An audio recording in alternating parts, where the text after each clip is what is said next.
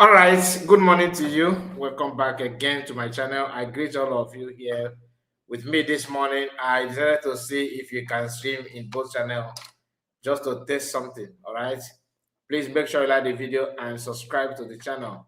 Yeah, this morning I have something to share with us. Very, very interesting and somehow funny. Yesterday, after our program last night, somebody called my attention to a program of my master prophet. Okay, and that program has to do with Lazuba. It's funny though, but you have to go through it. So I see all of you on the comment section. Something is wrong with my system. I if I look at the chat message on the screen, I can see people that I'm not seeing in my backup in my backstage, which is not easy for me. I can't receive any update here, so that makes it difficult for me to even zoom it or bring it forward. Unless I think I need to refresh it before it may start behaving normal, or should I just leave it that way? But I can see people here.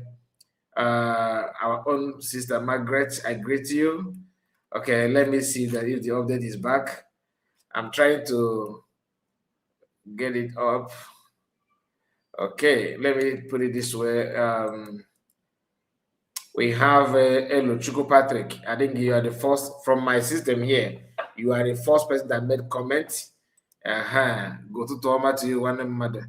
And you said again, Mazi Ototoma, Mazi Ototoma, Mazi Kai report. Okay. And Amaji Gozie, our own brother, is also watching. I greet you. You know, sometimes I don't know. Some of our brothers are not like Amaji Gozie. Don't tell me that you are still working one mother. Don't tell me you are still working, because in the morning you are working, afternoon working, evening working. I hope you're at home by now. I hope you're at home. And we have another person here is oh my goodness, this is giving me headache, honestly. It's giving me headache, but I'm gonna keep on managing it. The chat disappeared again. Did it disappear again? Okay, let me go back. All right. Amadi Chigoze, yes. And again, we have Peter Frank. Peter Frank, Ototoma to you. And Clement, wow, Clement is here this morning. Okay. Nice to read from you. Mary, is it what? Osuji, yes? Is it Osuji Mary? I see you. Onwa Osuji, I don't know. Because everything is just one word. I'm struggling to separate it. The other person here is BC. BC 11. I see you. Greetings to you. You're welcome. And Chigozie Ezenwa. Chigozie Ezenwa is watching. I greet Ezenwa, and there was Ezekwesiri. Ezekwesiri, good morning to you. And Chinedu. Ekwibiri Chinedu, I see you. And we have our own brother, also blessed. Good morning to you, also blessed. Then all be okay. I see you. Said I really love this woman's song. Very emotional, yeah. She's trying, to be honest. Some people don't like her. Some people don't like her, but I don't know why. Ahmed, I see you, our own brother. There we have Lucky Jude. Good morning, Masakai. Greetings, watching from Germany. Good morning to you, Peter Frank. Okay, I hear you. And Margaret, our own mommy. Good morning. Good morning to you, Margaret. And Armstrong is here. Surprised to have him as well. This point in time, I'm surprised, to be honest. There, you should be later while your time, if I'm not mistaken. Fidelis said, "My brother Kai, the Lord God is your strength. Thank you so much." He said, Peter Frank, please like and share. Very, very important. I even forgot to mention that one. Mike Ezala, good morning to you, Ezala. Chiboze, our own brother, Ezubom Mado, good morning to you. Chijoke, I see you. Good morning, sir. Good morning to you, my brother. I'm at work. Okay, that's from Mike Ezala. Good morning, your time. I believe Biafran Chronicle. Biafran Chronicle said, good morning from here, my big brother. There, whoa, I hear you, my dear. Nice to hear it from you. Our own mommy. Good morning to everyone. That's Margaret. I'm happy that comment is not respecting itself. Oh yeah, Chris, Mazukai, day one day with you and mother. Apotasigo Olive also, good morning to you, sir. I hear you. Different Chronicle, we are back again. Yes, so like a Rambo. We are back like a Rambo. 29th of November 2024 is still standing. Gidibam, that's from Margaret. And it's not negotiable. Though people want to price it. People want to, but it's not easy. God will win. He said, God will win. Kai, keep it up. Thank you, and you too. I'm strong. Very early morning. I thought as much there with my brother. But I'm happy to see you here. I'm not gonna lie to you. He also said they will, bro, they will to you. Margaret, I am a citizen of United States of Biafra. They will. I'm strong again. Just wake up and saw you online. Saw you online, yeah. I was contemplating, should I just let me just ignore this? I said no, because I have program that I'm gonna run. I'm supposed to run today. Normally, these days I do one live stream and all multiple, uploading maybe one or two thereabouts.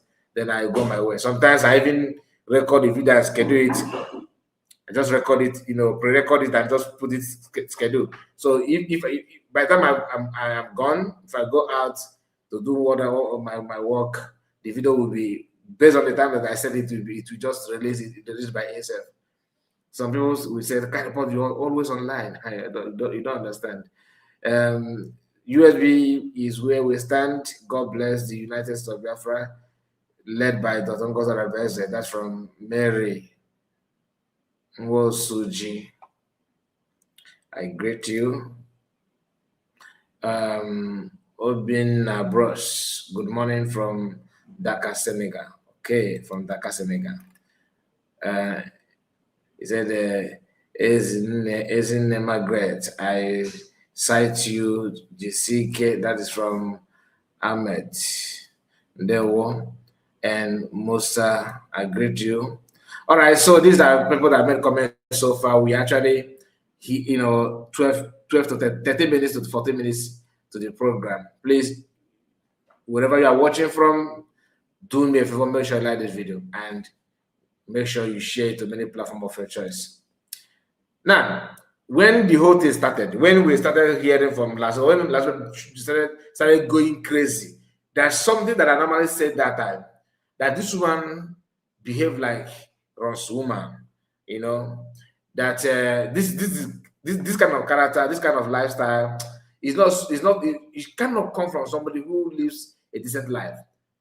Sometimes there was a time I said that, do you know that what you do when you are young, how you live your life, maybe in your youth age, maybe 19, 20, 21, 25 years down to 30, will affect you even when you are in 40, 50, even when you are in late 30, it will affect you.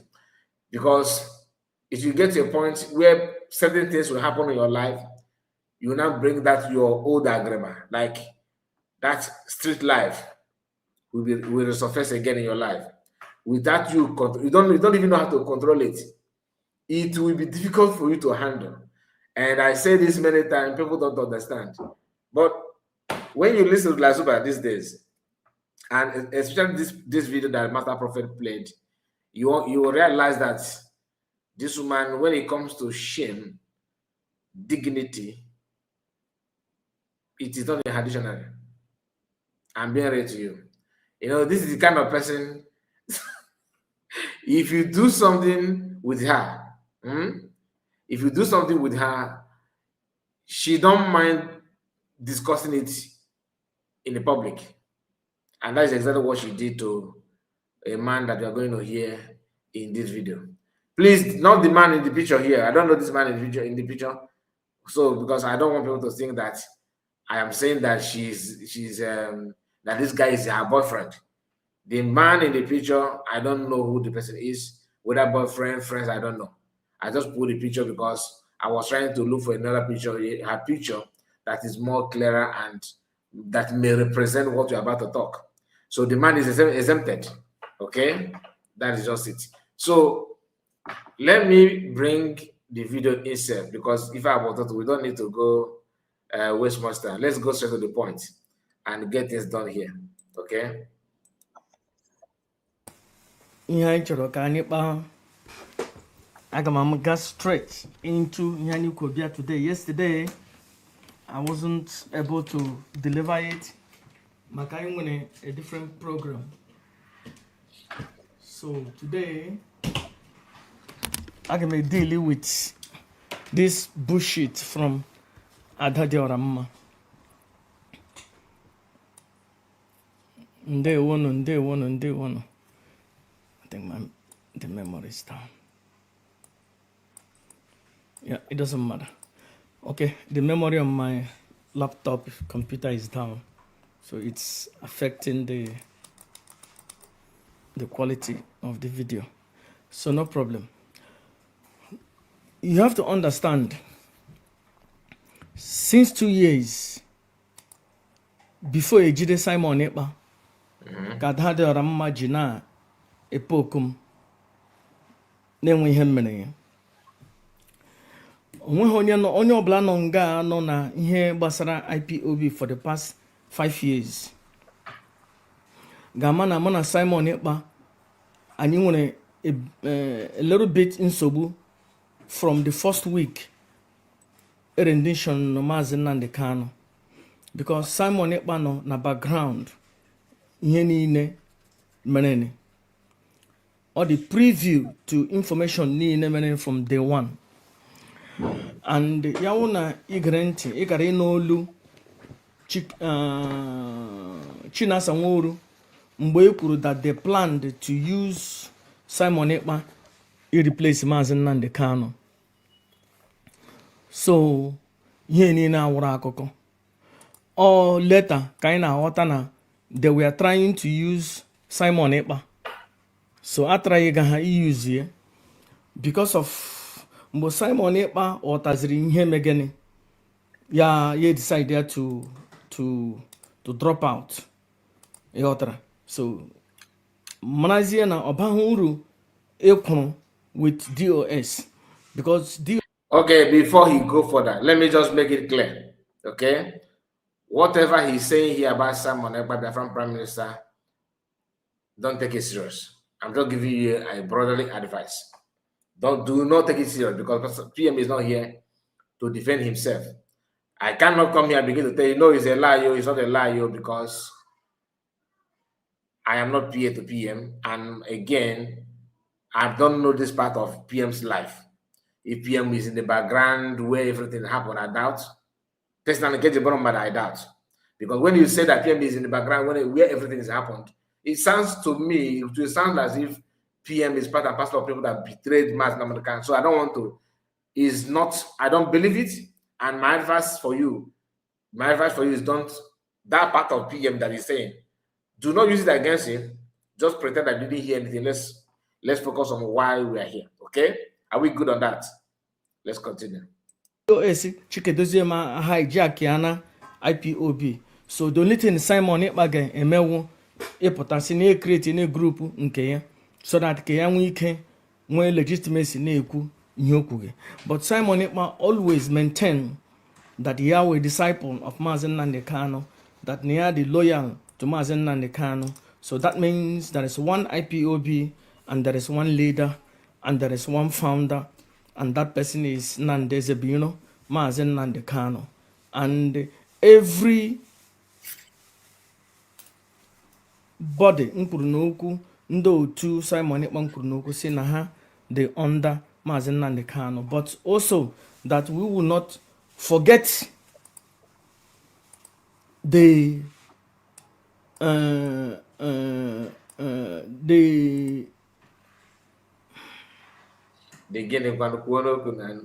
great commitment, the great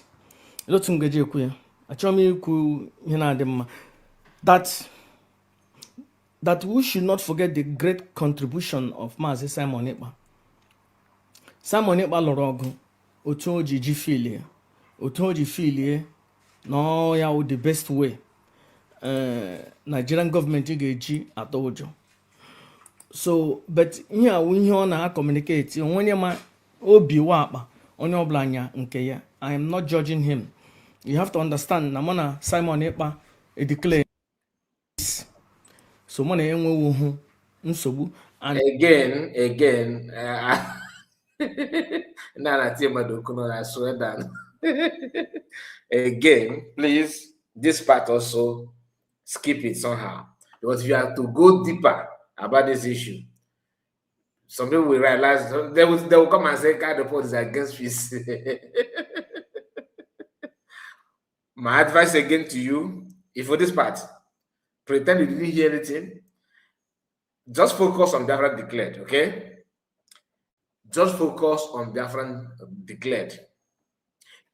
Anything anybody is doing today, whatever anybody is doing today, that person is on a journey to get to where you are now. Let me repeat myself. Any group that believe or that maybe they are genuine, they want to believe that they're genuine, that they're sincere. They are doing what they're doing in that group for them to arrive at where you are now. That is why I said stand on Biafran declared, because you get why.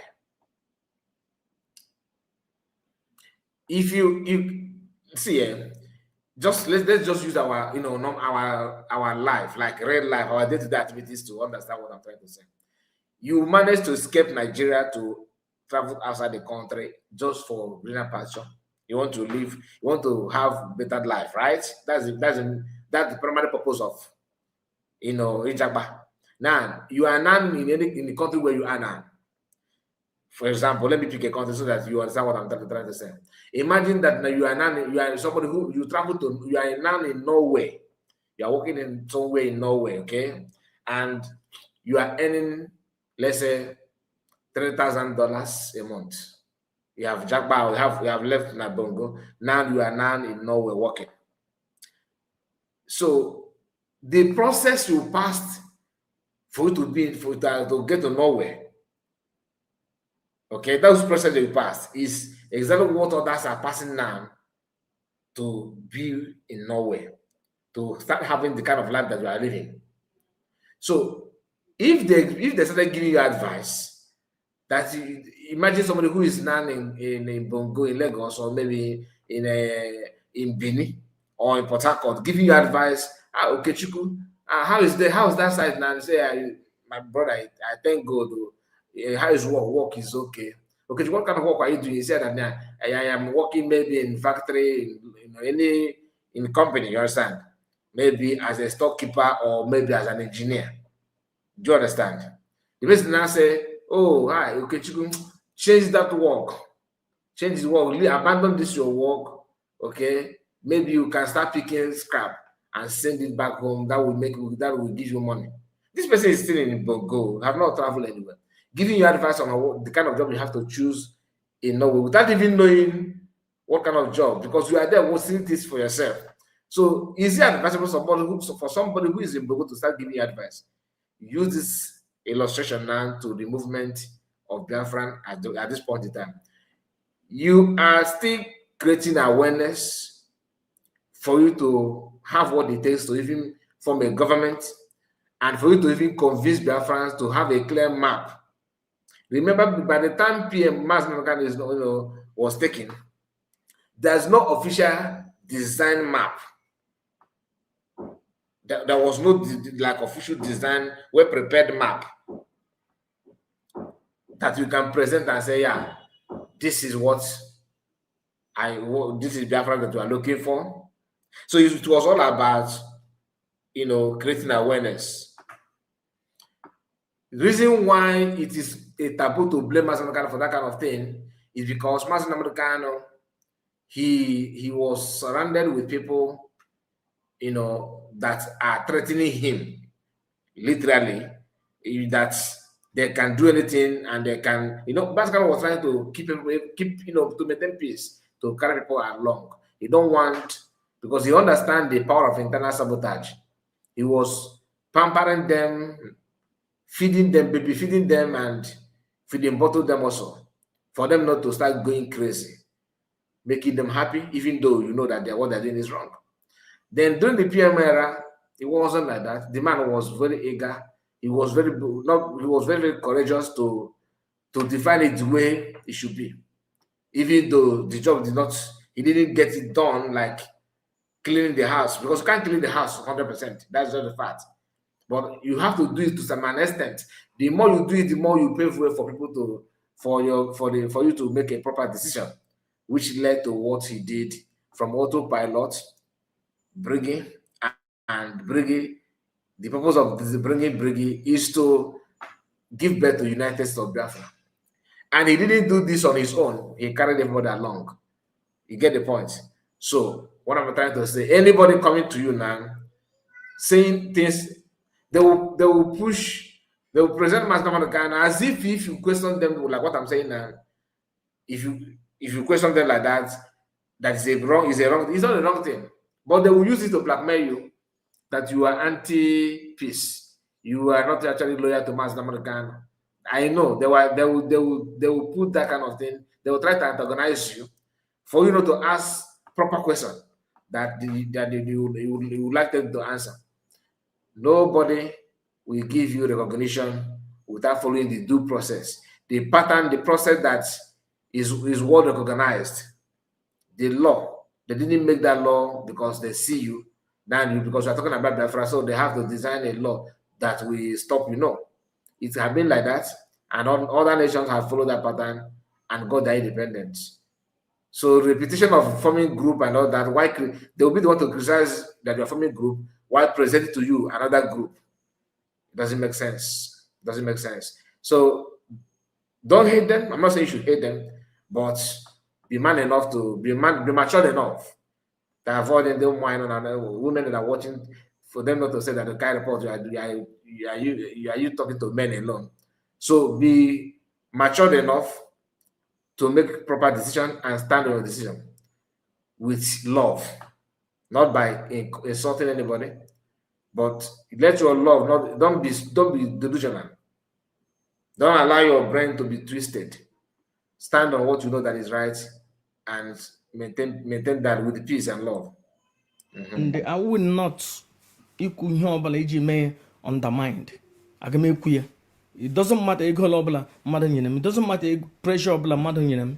Simon Ekpa nọ n'ụlọ nga, and before ya eju n'ụlọ nga, o mere na m ihe ọma. O mere na m ihe ọma. Mụ na ya enwe peace, mụ na ya nọ n'udo. So ana m enye a very big shout out to ndị ọbụla ga-eje na Finland, jee n'obodo udo.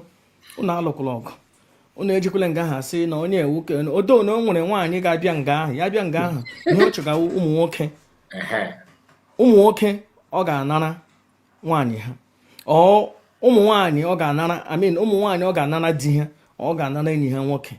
So onye ọbụla watch out, because ada dị ọra mma wụ nwaanyị ahụ. Achọrọ m ịkpọ ezigbote aha ya, odo na ezigbote aha ya nọ online, but ajọsọ m ka m na-akpọgodi ya ada dị ọra mma. But nnụma onye m na-ekwu nwaanyị bi ala Macron, ọya ka m na-ekwu, nwaanyị isi ọcha ahụ, ọya ka m na-ekwu. So biko unu jee na Finland, keleenụ m Simon Ekpa. I wanted to be there, but otu ihe jidere, I wished that I could have made it to be there, and even very soon aga m ahụ Simon Ekpa face to face, and ekelene m unu biko gaanụ na Finland, gaanụ weta obiọma, unu agalaga ịlụ ọgụ, but watch out na o nwere nwaanyị ga-abịa na ya na-ekwu okwu dị aṅa ya hụ ụmụ nwoke dresiri ama ya na-ekwu okwu dị aṅa ihe ewe okwu iji zụrụ mkpụrụ obi gị bikos ọ ihe ọ na-eme nwe hụrụ ọzọ wụ ịdị na-akpọrọchi ụmụ nwoke ndị nwere akwụkwọ ụmụ nwoke ndị zuru ka eme ya na-akpọrọ ha ya na ya and ya ọwụ ya kpọrọ ya edozi ya kpọrọ eme ya destroy ya kpọrọ ya ewerezi onye ahụ destroy ya na social media gị na nwaanyị na-ekwu okwu gị eche na ị nwetala nwaanyị kara aka that you can just relax ọwụhụ nwaanyị ga-asị gị ka emekọ ke akwụkwọ emekọ ke nwaanyị dịrị na relax ebe ọbụla isi aka nnụ jewe unu ejewe but gị dịgezie n'aka ada dị ọra mma ịwụ na tọrọ and emebighị m ahụ ya ihe ndị ga-awụ based on ihe o kwuru n'ọnụ ya based on of ihe people kwuru about her and ya confirm ya aga m ebu ya ebubo because I like him ka mmadụ bụ m ebubo onye bụrụ m ebubo ihe na-eme ha ngwa ya si ya echenji ma pịawa ya azụ so because aga m atọrọ leti ka mmadụ mebie aha m and anakwa m emebi aha mmadụ ihe m na-ekwu fact ihe ekwuru ihe onye ahụ kwuru n'ọnụ ya and let's roll the tape before I take on that o nwere very short thing m ga-like ka m nọgere nke ahụ then anyị move on so aga m use video Ada dị ọra mma because Ada dị ọra mma use my videos more than 5 years so enwere m legitimate right use video ya ndewo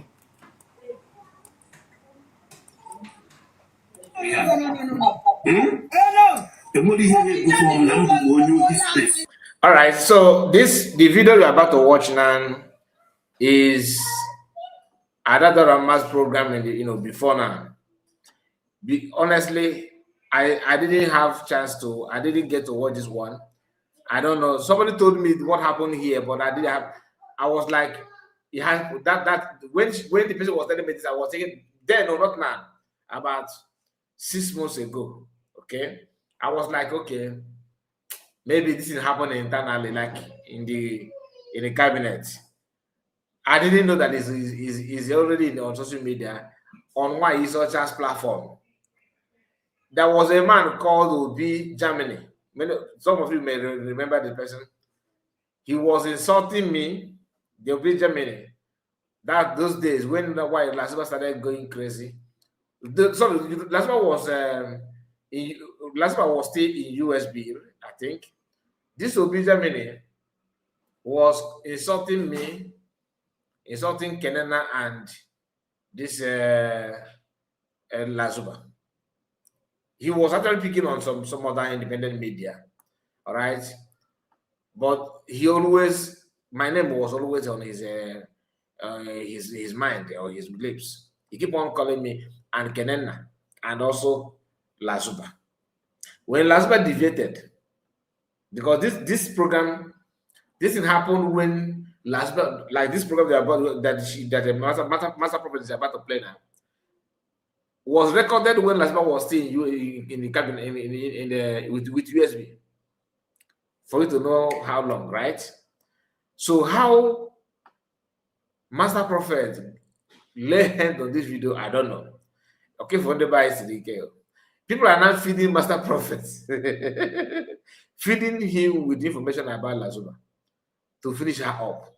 But guess what?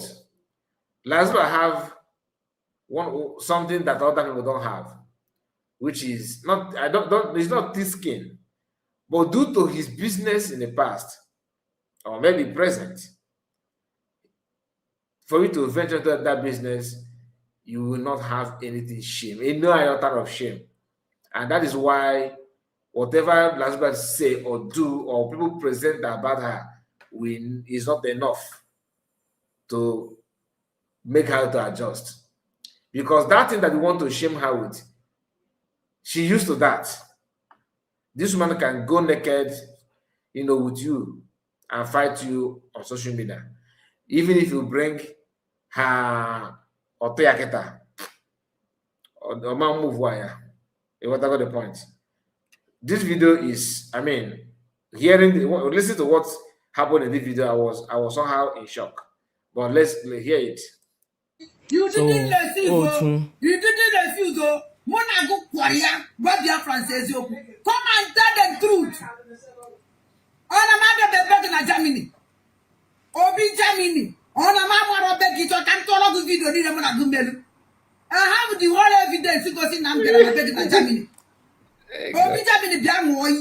Madam Pepper begging in Germany.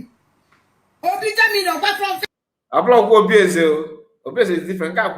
Obi Germany. So this man, Obi Germany, teacher why he's such a in our water. So what teacher why he's such a if you make a kind of ma. Now at this point in time, at that time, Obi Germany deny.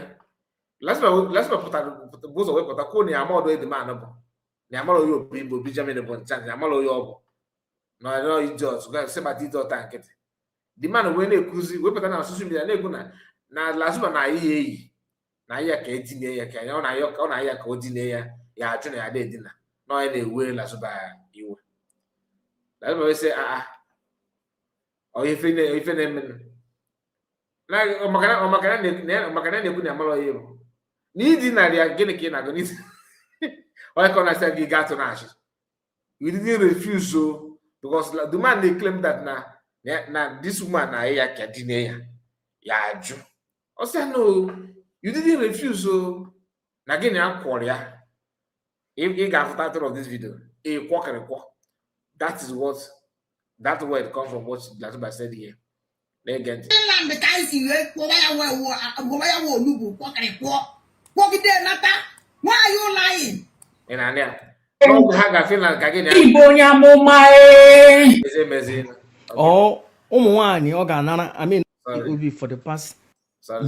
Jena Finland, I wanted to pause it and I clicked something else. Allah, ya kpọrọ eme ihe destroy ya. My videos more than yeah. Ndewo. Okay, yeah. Thank God we are back again. Listen, please. You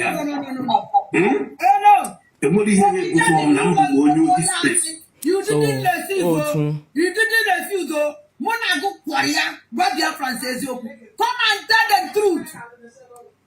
On a mother begging in Germany.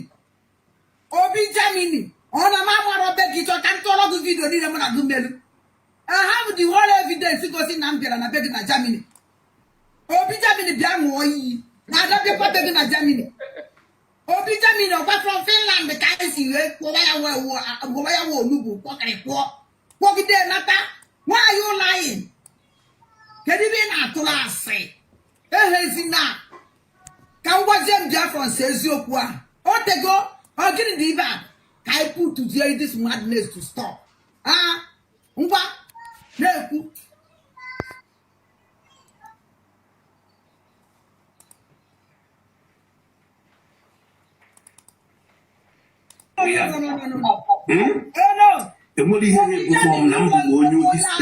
You didn't receive, you didn't refuse, Mona go Korea, Rabia Francis, come and tell the truth. On a mother begging in Germany. Obi Germany. On a mamma Robert Gito can't follow the video in a Gumelu. I have the whole evidence because in Amber and I beg in Germany.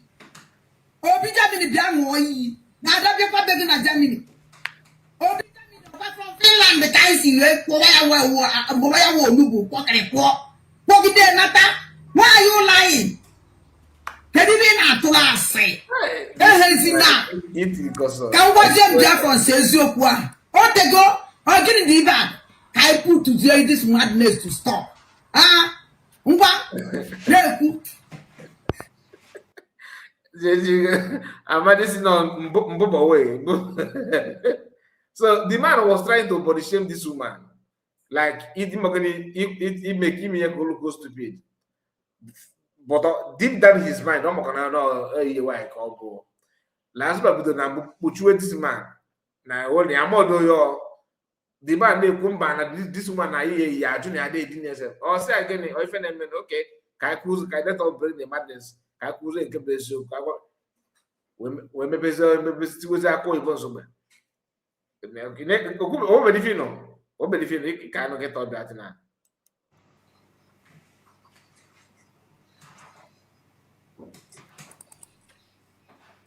You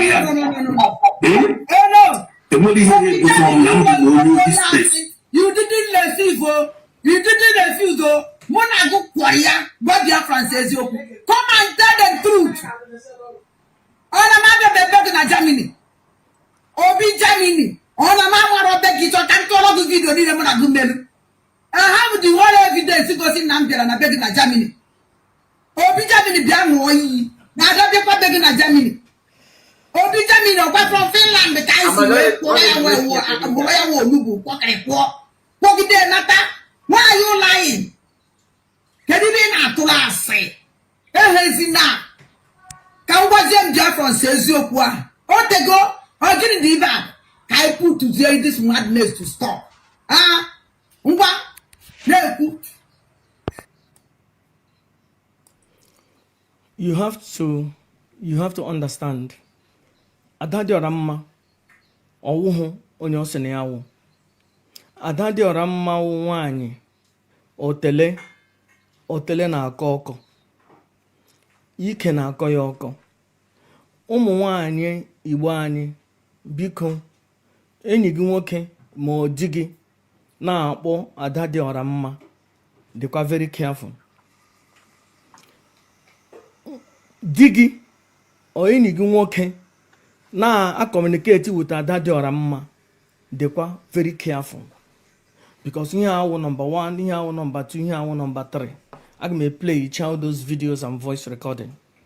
Ada dị ọra mma gara Finland ji hụ Simon Ekpa, ya wụrụ nwoke buru enyi nwoke onye ọzọ, enyi nwaanyị onye ọzọ, buru enyi nwoke onye ọzọ, ọ buru di onye ọzọ, ya na ya na-eri na-akụri, ya na ya na-agba okoso, ebe eji na ha ime ije eme ihe gbasara with Simon Ekpa. Ya wụrụzie ịkwọ nchịkị, ya wụrụzie ibe okpe, ya wụrụzie igba okoso ka ada dị ọra mma jere je ịgba. Ihe onye na ọhụbe mbụ o jọsụrụ je that day hụ that guy.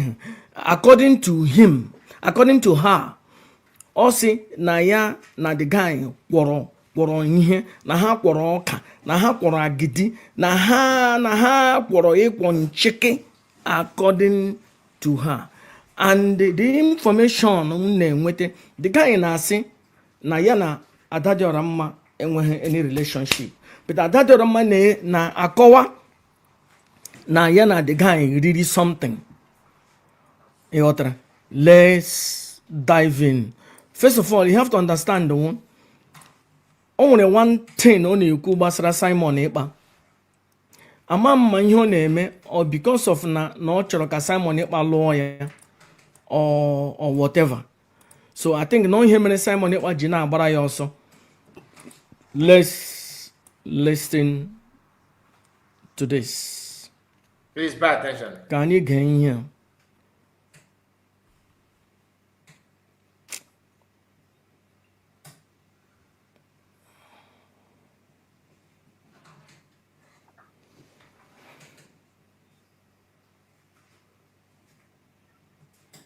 Gwasị na aga m achọ ihe achọ again. Take your time. Shoot. Yeah, genau. Okay, I've seen what I'm looking for. Let's go in. Can you get in here?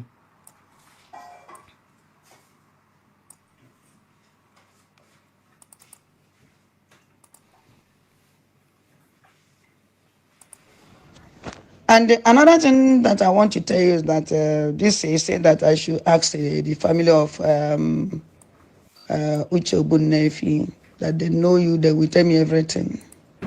You know what you will do? Just call her mother, his mother, and ask him. I mean to say, we discuss with them. Okay? Can you call Uche's mother? Can you call him? Can you call her? Another thing that I want to tell you that you should pack your road and go and be with your kids. You have 4 kids and abandon them.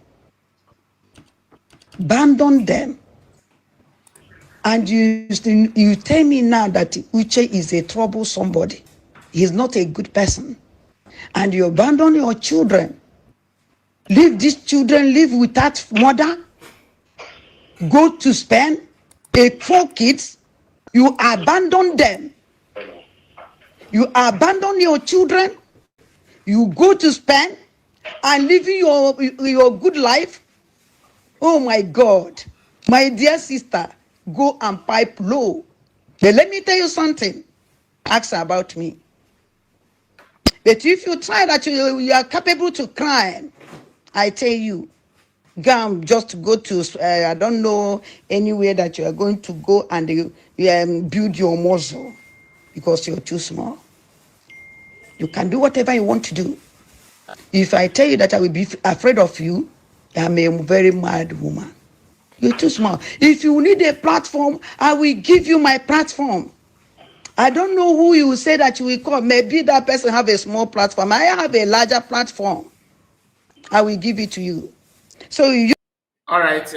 For more than 1 year plus now, Freeman Iko Toye is here again. This guy you are seeing here was a spanner holder here. Freeman Iko Toye, a very good guy. I thought he was, but later I didn't see him, like that. Freeman, he said that now this woman know they use you do program. This woman know they use you do program. Oh, now you they always find her trouble. Now I want to get about trouble here. Biafrans, listen and judge one if I before or back because I'm not going to get there. Another one. Freeman, how am I finding her trouble? How am I looking for her trouble? Did I say anything wrong? Anything that is not that she didn't do? We think Kuleba Nan. Am I the one that brought out this video? No, this is my first time of even seeing her. Hearing that I heard about it. Somebody told me about it, but I don't know that is on social media. Now, I'm not here to explain it to you, but for people to know, because people like you,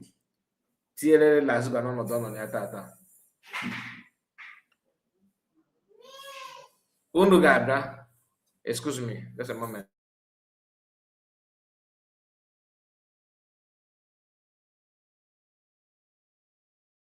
So ị ga-abịa ị pụta na-akwụrị aka.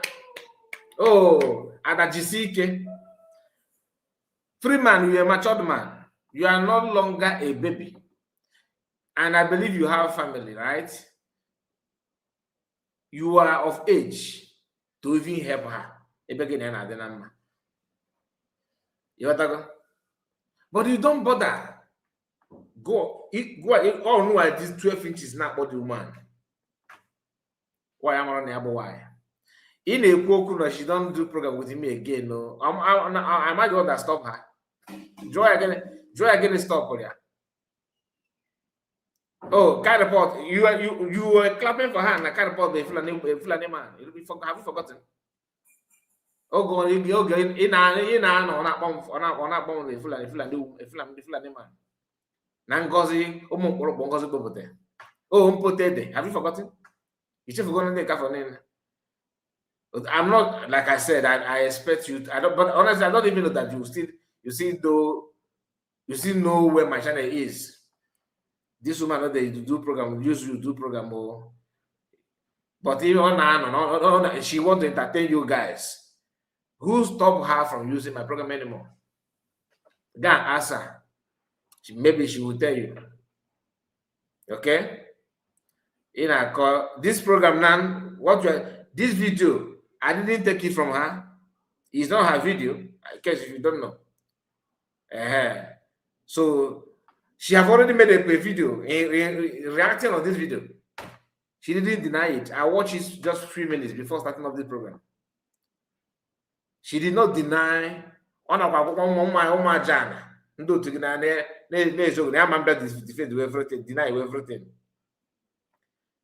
Be careful, my brother. Okay, just I don't need your advice. Go and tell her. Okay, okay, this banner here on my program. You are the one sending every of my video to her. Think I don't know? You think I don't know? Everything you are the one telling her kind of what you said. Oh, go on, free man, agent. In a dispatch driver. You are delivering information.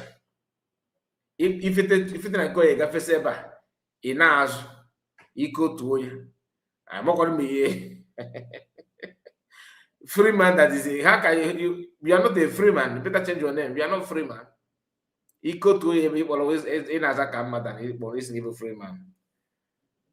Anyway, please don't. I don't need your distraction because you get my get back. You know, he's done making hamburger. You cannot even talk. Use your platform and come and tell the world how you manage to abandon your children. Your children. Now you are coming to claiming that government is paying which is more the money that government is paying him that Mike, you are 100% right. go and pipe low. I don't want to talk to you. I will just stop here until you come up. Okay? Thank you. Now, this audio, Master Prophet play ever. Lazuba another man by here. So, who is the woman, who is the man or baby mama ya? Omoro maka for. Now reach out to Lazuba. Ya fuka ni fege na ifi oko na aga na akuku dia bi na fucho ko ilo to. Onaza si ifi flow ko here now. Fine, listen. Uche Obunneri, a woman called me, said that I should leave her husband alone. Oh, that the program that I do is in her room. That she know everything. She have many evidence that you are going to destroy me, and you are going to do this and you are going to do that. Please, I want to know, Uche, who is that woman? Saying the woman said that she have 4 children with you, and she's going to do. I don't know what in this woman they talk. I want to ask you this question, Uche Obunneri, are you a married man? Well, no, I'm not a married man. How do you get 4 kids with a woman? How manage kids without marriage? How can you have 4 kids without marriage? Anyway, that's why the one that in Nigeria, they call Honor. An Igbo man. The guy called me in my own phone. But I talk about that. Do you know I go to police station. I go sleep for cell because of that.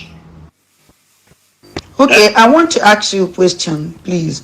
How manage when you go out, when you leave them with the kids, or you are still with the how manage you get these 4 kids back? How manage these 4 kids started we living with you? This is a long story, which might not finish. Because why I asking you all these questions? Because this woman this woman said that I don't know the rubbish that I want to clear everything. A very, very long story, because I used to cry. God in heaven know how I sent from Delta Igbo. But when we went to their mother, the mother said they are from Edo. My mother even pitched me. I talked to my mother. I said, okay, let's continue. Let that continue. That was our first child. I tell my mother she's pregnant. I don't think I will leave her. Let's continue. Which you did well. You understand? I said, which you did well. This woman don't know who I am. She said that she's going to fight me, take my this thing, because you see that I do a video, a program He said that the program is inside her room, that she going to, I don't know, I don't understand. I never see this kind of person. The house that you are not living, the house that you abandon your kids, 4 kids, the house that you don't have any function. I don't understand if some people. Why I call you to ask you this question, because I want you to tell me some certain things that I need to know about all this matter, including the one that I hear from your own mom. Because when I discuss with your mom, your mother tell me some certain things which is not good. But the only thing that the only encourage, I will give you a word of encouragement. And listen. The word of encouragement that I will give to you is that please, these kids, nothing will make you to back down where these kids is. And I'm here to promise you with all my heart, with everything I have, with all my life, that I will never look down on you.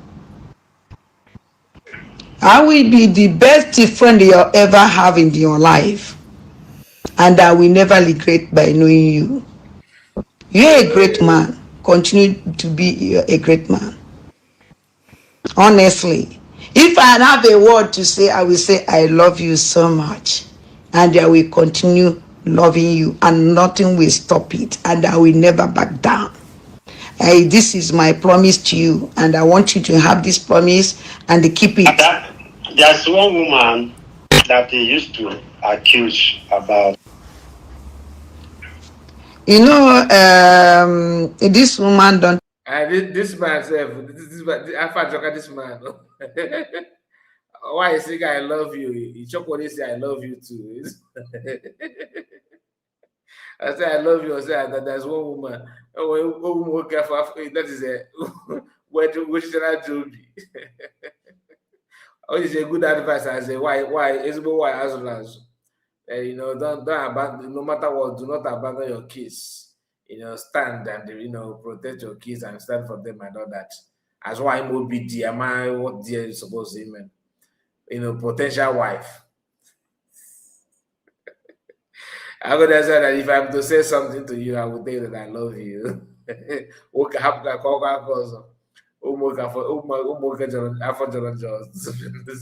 to know who I am. She said that she's going to fight me, take my this thing, because you see that I do a program. He said that the program is inside her room, that she going to, I don't know, I don't understand. I never see this kind of person. The house that you're not living, the house that you abandon your kids, 4 kids, the house that you don't have any function. I don't understand if some people. Why I call you to ask you this question, because I want you to tell me some certain things that I need to. So Master Prophet made mistake here. He was talking without knowing that that Lazarus was still talking. So just understand that part. Ahmed, this our brother said that Ahmed, he said that Freeman from Otunkwa. Okay. And it's an honor for you to still supporting Adade Bolia. Adade Orama, you for your hands, not me. I be so one of my brother. No. About all this matter, including the one that I hear from your own mom. Because when I discuss with your mom, your mother tell me some certain things which is not good. But into the only thing that the only encourage, I will give you a word of encouragement. The word of encouragement that I will give to you is that I'm hearing another voice recording here. please, these kids, nothing will make you to back down where these kids is. And I'm here to promise. Okay, sorry.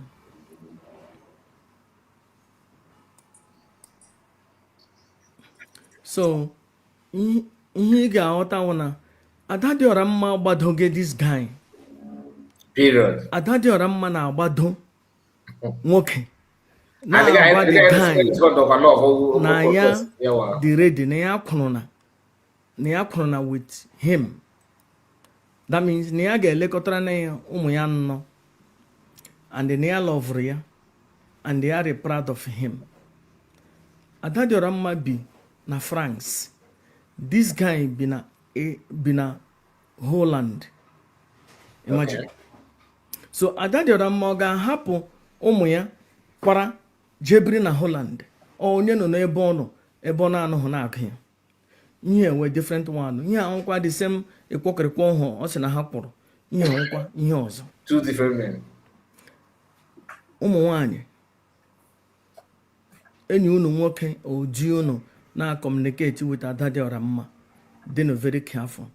Nwaanyị ike na-akọ ya, ọ dị ka onye riri anụ nkịta.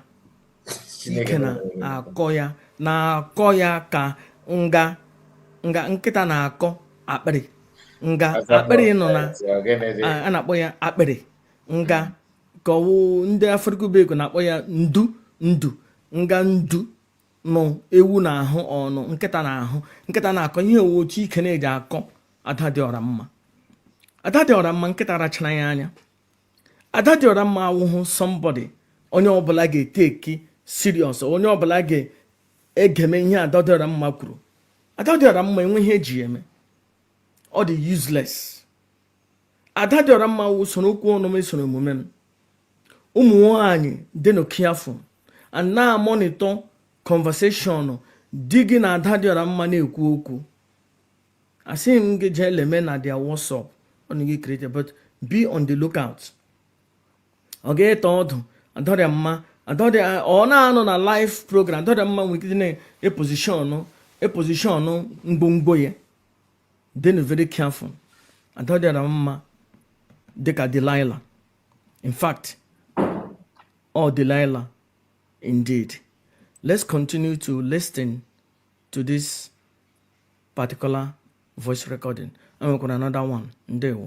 We stop it, and I will never back down. This is my promise to you, and I want you to have this promise and keep it. There's one woman that they used to accuse about. You know, this woman don't know who I am. She said that she's going to fight me, take my destiny, my life, that I will never look down on you. I will be the best friend you'll ever have in your life, and I will never regret by knowing you. You're a great man. Continue to be a great man. Honestly, if I have a word to say, I will say I love you so much, and I will continue loving you, and nothing will stop it, and I will never back down. This is my promise to you, and I want you to have this promise and keep it. There's one woman that they used to accuse about. You know, this woman don't know who I am. She said that she's going to fight me, take my destiny, because you see that I do a video, a program. He said that the program is inside her room, that she's going to, I don't know, I don't understand. I never see this kind of person. The house that you're not living, the house that you abandon your kids, 4 kids, the house that you don't have any function. I don't understand if some people. Why I call you to ask you this question, because I want you to tell me some certain things that I need to know about all this matter, including the one that I hear from your own mom. Because when I discuss with your mom, your mother tell me some certain things which is not good. The only thing that the only encourage, I will give you a word of encouragement. The word of encouragement that I will give to you is that please, these kids, never you, nothing will make you to back down where this kids is. And I'm here to promise you with all my heart, with everything I have, with all my life, that I will never look down on you.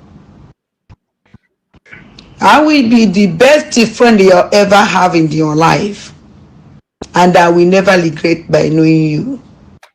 You're a great man. Continue to be a great man. Honestly, if I have a word to say, I will say I love you so much, and I will continue loving you, and nothing will stop it, and I will never back down. This is my promise to you, and I want you to have this promise and keep it. There's one woman that they used to accuse about all this rubbish. She used to accuse me. There's one woman that helped me with these children too much. Their children know. But please, I want to ask you one more question. When this your ex abandoned these children, the last born, how old? You have to understand something. Adadi Oramma bi na France. Obi na France. Na promise another guy be Holland. Na ya ga play the mother role to the children. And na ya ga love him. Na ya ga love ya so much. After enyi nwaanyị ka nwaanyị ya kpọrọ si ya hapụ enyi nwoke ka o wee enyi ka o die. Adadi Oramma na-agwa the guy si ya carry go. Na ya ga na ebekwe ya ọkụ. Na ya ga na-akwọ dị ji. Na ya ga na-akwọ dị ọka. Na ya ga na-egbu dị ji na-eje n'ihu. Adadi Oramma onye ga-apụta ni na ya ụmụ ndegbo na ụmụ ndegbo. Adadi Oramma baa na mmiri ọbụla Adadi Oramma bara mmiri ihe ga-eri ya ga-adọrọ ya because onye ụchụ. Ọ bara ndị niile o tinye na nsogbu na Biafra land. Ọbara ha ka nkụ. Ọbara nọ n'aka Adadi Oramma. Ụmụnne anyị ọ na-akụkọta isi ha na Biafra land ka nkụ, which I don't want to go there. Adadi Oramma baa na mmiri, mụ na ya baa na mmiri. They are working the one, somebody ga-abịa were aka welite m n'elu. Ha ga-adọrọ Adadi Oramma dọda ya n'ala maka onye ụchụ. Indeed. Adadi Oramma wụ onye ụchụ. Let's continue to listen. Etighi m ya okwu n'ọnụ. Ihe o kwuru bụ ihe m highlightịrị. Let's go to the next one. Adult. He's telling adult. Yes, now. That is what her name is. Ikisi Simon Eba. Nanlo, Kona Kisi. I don't hear. You know, hear them. I don't think. Kono na better. Memeta saying na memeta. Eba, okwera. Ne eto dragon. Dragon.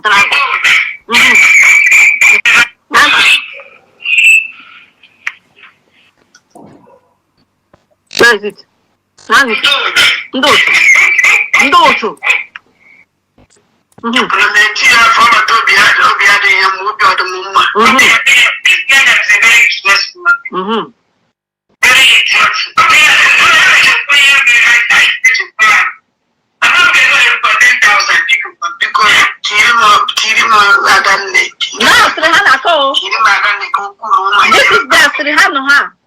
ọ na-etu ya a na-etu ya ọbata obi obi ọdịnyawa bụ Adadiora ma ejiwe na-eti ọbata obi obi adịghị ya ma onye maka obi dị mma. This is the ndị ọpụta mere n'ihu mmụọ bụ isi. Okay, this part is quite interesting. Lazuba na somebody na kwasị maka ọbata obi here. The first saying another if you're Obiko. In case if you don't know, that voice is the first of if you're Obiko. And now what are the points now? The same before Obiko on a defend. How many of you remember? Okay, Lazuba they defend on a PM. Maki if you're Obiko. I think I have that clip. I played it sometime before now. On a go at the dragon. They were I apota. Now they regret to check out catch the video. Watch. Simon, Igbo melado mma. Ọ na-awụ Buhari mee nke adọ mma ya sị Buhari na nke o melado mma.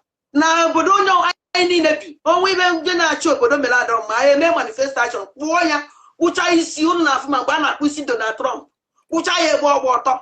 Simon, mma akpụgụ ebe ịgba ọtọ, bụrụ ibe ma gụpụta kpagharịa. Oh, my right. Yes. Because in honor the Koni CI, he a chair of my each high of my voggy. Eba, I don't know, surprise.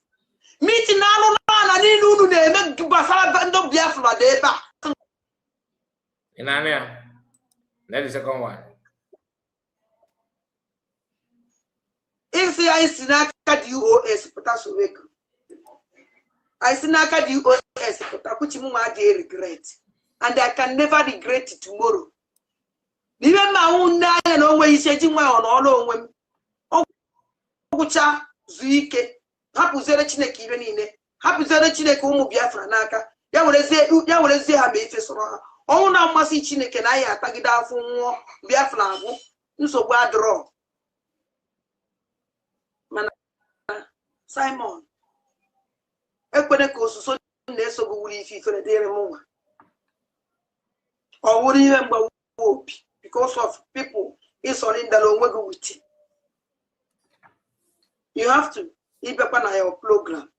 See, madam, if you need the soil of buy it because you ain't just go out drag on near see fee. Need the soil of buy in a program. Only for this woman, Simon. You know your name, Simon. You know the truth now. You need to come back. You more omelegona. Go on, go to go where put on me if you could. And I don't supplies after all these things. The protect man for this woman. Still, I convince Gidegu. Mapumu, Mankabako, everything. He will put away for half of that to back feet, Madame Ifi. Keep my Madam Ifia kita Simon Eka isn't need 100% happy. Now your program last program email Simon say and now email mistake. Simon that door massive no one potassium na program email and bossia need happy. Simon say it happy inside you. In a regret because you know the truth. Inside you, in a regret because you know the truth. Why? Simon, you have to go, Margaret, back to your God. The same here. Go back to that God. The same to you. Simon, go back to your God. Talk to them before your God will turn back against you. Oh, na Chineke chiku chiga turn all back. Simon, imagine when no one sees. Now, they are about to leave you. Your God, they are about to leave you. Okay, I call the fake in the end force. Okay, I got the fake in the I know more now go and this and all that. I will say that this one. If ndo bono bogango. Now, all got the same person now. Kuchele if you will be careful. I na this video. If we get if Obulijo. Sharano na emi pusiala onu mjimarage. Gaddafi. I don't know the man. It sounds like Gaddafi, but let me take it back a little bit. dị ọra mma baa na mmiri mụ na ya baa na mmiri they are working the ones. Where is it? Ndo otu.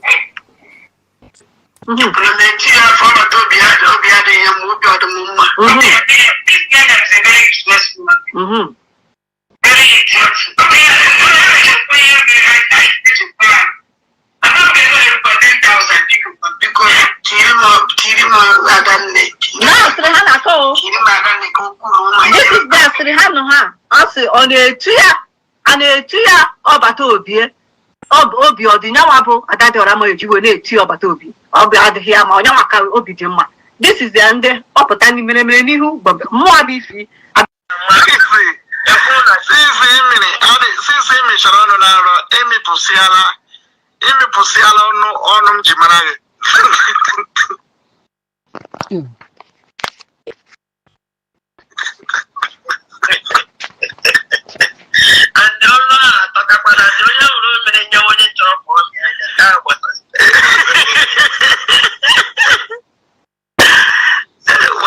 One day, got to say Finland got me physical. So say, I won't know possible. Since image no me posa onu Adadiora ma. Ama me hi gara ga mere. Erisa udimon ji hu dragon bia mi aga onu a. Me ojo me jugu no no. Now, this woman was telling them that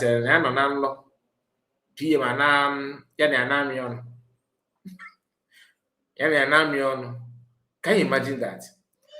And even Chokanko here, because I don't want to say it before, but since not that gonna give me honor, let me just, because I don't know how many of you noticed what Master Prophet said before now. Okay. Last one I cook Vienna, yeah, the man said me from Finland. Okay, I got more anyway. Okay, go to Punke form. Mana Master Prophet said that na Hagara Finland. Iga Mayfi Basara Simon.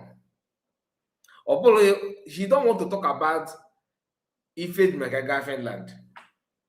Each time more when like to them to pronounce that people, the Biafrans, the convention that took place 2013. Okay, is it 2023? Sorry, 2023.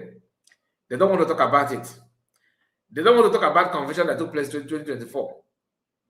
When I said there, I'm talking about SDUS member like Methuselah, Chalugo, and Master Prophet. All these people now, they don't. No matter how they're talking about PM, about unity, they're talking now. They don't want something that they can never mention it from in their mouth with their mouth is that convention. Okay, that the first convention and declaration. No matter how you you have conversation with them, they cannot use their mouth and say it. Why? If truly they actually want, this unity and progress, like they're saying, why is it difficult for them to say it? Story for the gods. Then again, he said that now you have got if you must Simon Epa. No, if you must Simon, Kagarim in Finland. Why didn't he say no if you must Biafra? Ogo put that in the PM. Also, it's just that I don't want to analyze this video. Gotten aside, then Master Prophet. But I want to throw just these few things for people to understand. Oh, give me one. Just a moment.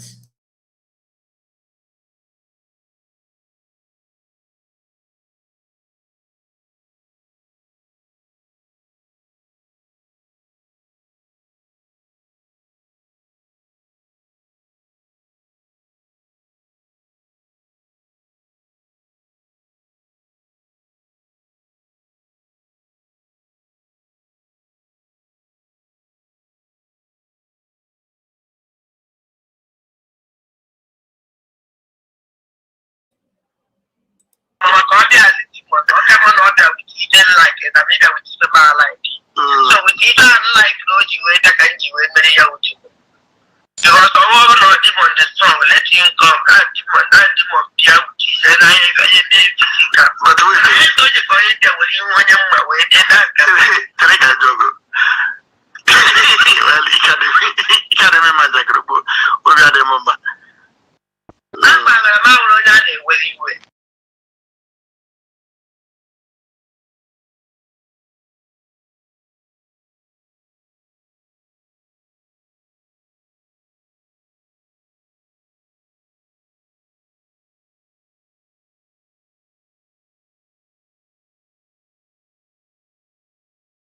Understand this. Number one, on when a voice and underground, omana camera the on, omana microphone the on, yana bari Simon Epa. Say lady hani through Simon Epa na boya ubotobie. No be ade yamma. Na habiko let them move on to a different topic. O bari Simon Epa. Oh ya wonye siga oh. O wepụrụ aha Nnamdi Ezebiro Maazị Nnamdi Kanu from IPOB France. O chenjiri aha ya according to information anyị na-enweta many authentic thing gosiri na o mere but ihe ndị mmadụ na-ekwu ọkwa anụkwara mgbe o ji ọnụ ya jikwuo ya but ahụbeghị m na authentic thing black and white ahụbeghị m ya aka m ebo ya ebubo. According to her, no ya wopra aha change na aha Maazị Nnamdi Kanu. Ya pụtara sị awalide onye ndu Maazị Nnamdi Kanu, awalide onye ndu Maazị Nnamdi Kanu, awalide onye ndu Maazị Nnamdi Kanu. Sono kwọnụ m esono omume m. Mana n'ihu gbompete n'azụ. Ya sị na ya rụrụ nrọ na ya na Simon Ekpa na-ata kiss. So ihuna ihe na-aba nwaanyị n'isi ihe niile that ike na-akọ ya bara mana nrọ mana mmadụ ọ chọga nwoke ga-egbu ya eji 24 hours nwaanyị abaghị uru ọ ga-eje mee ọrụ ndị mmiri ka o ferụ arụ zoro ya nri. In fact echeghị m na o nwere nwoke nọ n'ụlọ ya permanently ọ naanị ụmụ adorobịa taa onye adoroka ebi echi onye adoroka de file na ọ ga-enye ya akwụkwọ richa ihe dị gaanyị daa wiki ya akwapụ ya chọrọ onye ọzọ nwere dị hard ya erigo oru mgbe oge onye ha akwụkwọ ya chụpụ dị gaanyị chọrọ onye ọzọ. Ada dịọra mma wụ public toilet. Ada dịọra mma wụ public toilet and ebe ọbụla o jere ihe gbasara autopilot ya na-evuru m nwoke taa ya evuru m nwoke echi ya nye onye kọntaktị ya ejeme n'ụlọ. Ada dịọra mma ihe niile ike na-akọ ya bara ka nkịta. Let's go to the rating anyị kwobịa today.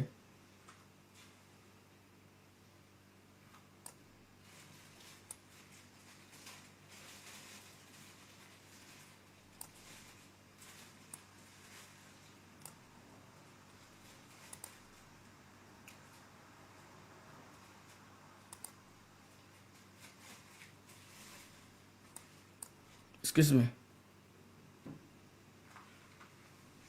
Okay.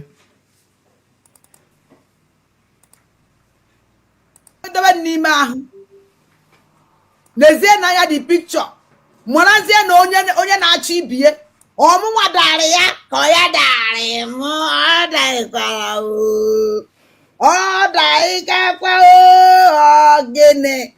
Dear France, you people will be the judge.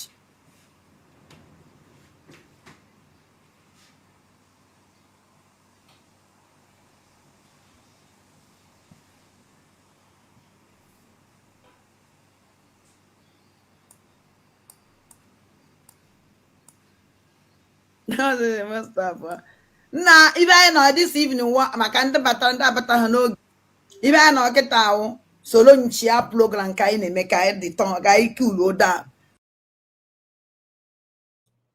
I am sorry because I got distracted. I was trying to tell you that this master prophet, for example, and many people that are calling for peace now, what they don't like to talk about is what people convert to do in Finland. They don't want to mention that thing. They don't want to talk about declaration. They don't want to talk about conversion. According to the Master Prophet, he said that Naga, he made Fibasra Simon.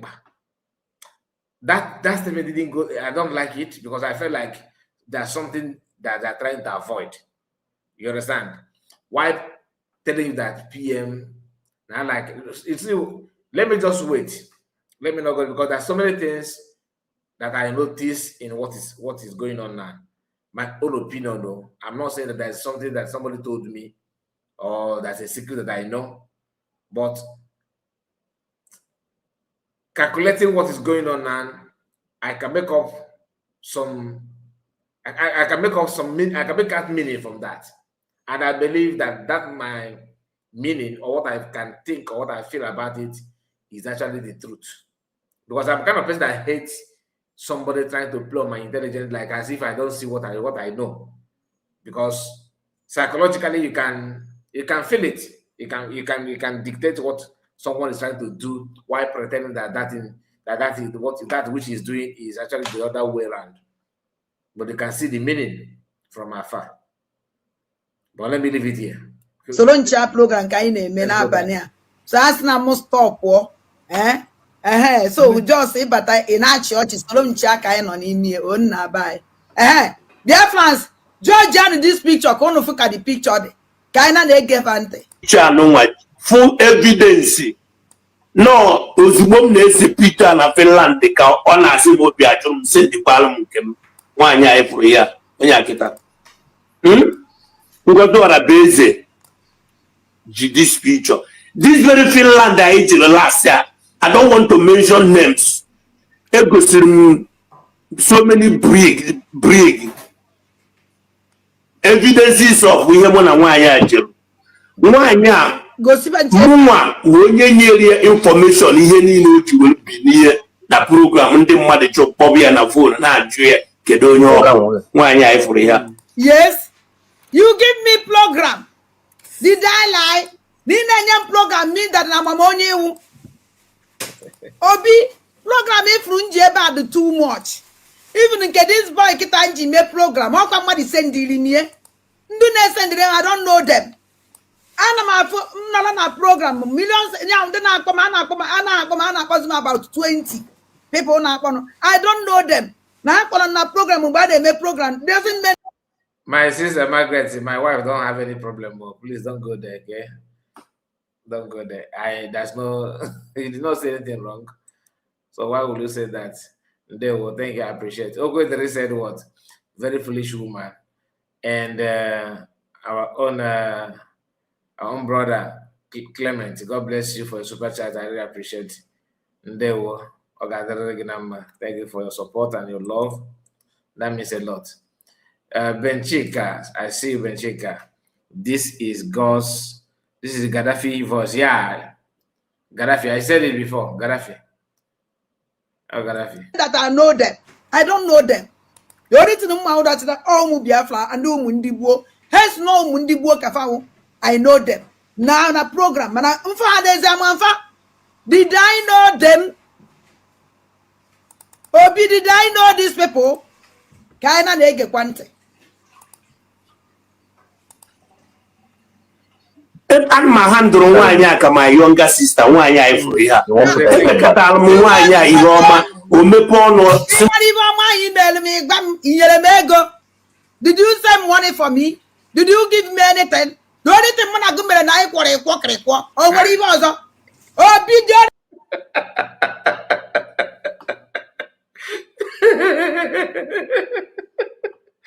Okay, in case if you don't know what is the cockroach, please ask your neighbor. Ask somebody that beside you. Gonna be walking. I say, you know why? You are guy to die neighbor and kegebo. Okay, look one night. Oh, well, no shame. No shame. So that thing make this man nekunya na this man aye. Yo, last person we neku that na. Ne amo do this man but chat obi Jamina. Oboko obi is because all the guy na ndo obi the kafa we all go sacrament chiko for na board. Or since I won't even I know I'm already the man. The man simple na ya wabu ada na yi. No na ya ka di na ya aju. You got to get the thing. Let me say, oh. I'm gonna do good na mama do you chanja. I'm not going to walk in the corner. I call from Finland. What I have done again. I want my cousin got a bit man holidays in Germany. Don't worry about. I don't come surprise. Why? Oh, keep no in make go in make keep me shame for why I turn back up. They get it. Isi mụ na gị mere ọ na-aya akwụ ọka ya ọka m ọmakwụ ha akwụ na-eti ichi ya na-esi akwụ ya In area, yeah, I need to teach you a case of where. In fact, we are going. I will try my. Let me see the minutes. I will return back to this.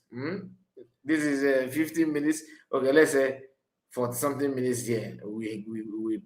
anyị kwọrọ ya Biafra ụmụ ndị gboo anyị kwọrọ ịkwọkịrịkwọ mụ na Obi Germany anyị akwọka ya Obi bịa ṅụọla Biafra iyi ọkwa na mụ na gị na-aba akwọbe ọnwụ na mụ na gị akwọbe bịa ṅụọla Biafra iyi bịa anyị akwụgo agwọbe ebe mụ na gị emebe mfatị ụrụ gịnị ka a na-akọdo ibe a na-ege ntị ọ sị na ihe sendigolo our COS this picture mụ na Obi Germany anyị akwọka ya ndị ọrụ isi mụ na gị mere ọ na anyị akwọka ya ọka m ọmakwụ ha akwọ na-eti ichi ya na-esi akwọ ya anyị kwọrọ ya Biafra ụmụ ndị gboo anyị kwọrọ ịkwọkịrịkwọ mụ na Obi Germany anyị akwọka ya Obi bịa ṅụọla Biafra iyi ọkwa na mụ na gị na-aba akwọbe ọnwụ na mụ na gị akwọbe bịa ṅụọla Biafra iyi bịa anyị akwụgo agwọbe ebe mụ na gị emebe mfatị ụrụ gịnị ka a na-akọdo ibe a na-ege ntị ọ sị na ihe sendigolo our COS this picture I dey come. I know that you love me so much that you can even die for me. Nwaanyị anyị na-afụ ihe a mụ na ya na-eme ma video call morning and after onye nwaanyị a kịta na ya private nwaanyị a kịta mụnwa nyere information eziokwu niile ihe gbakarịchara n'isi ihe gbakarị last year o ji m wee mee more than 12 program ya na ole mejus efu boy nwe nwoke na m ogosabo mụnwa dị ya because of them refuse to sleep with her in Finland. This evil woman like her. No.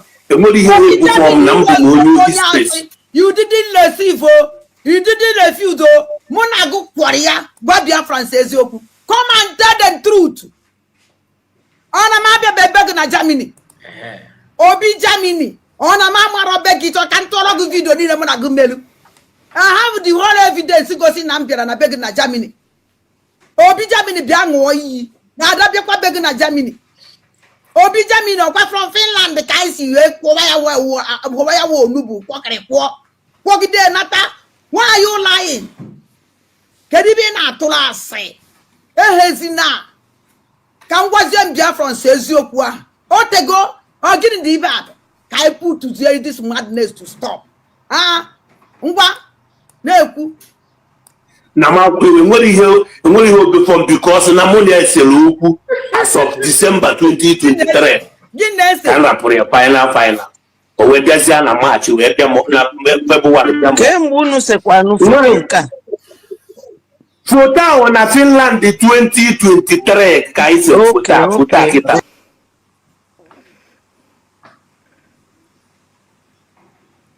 Ndewono, you have to understand onye ara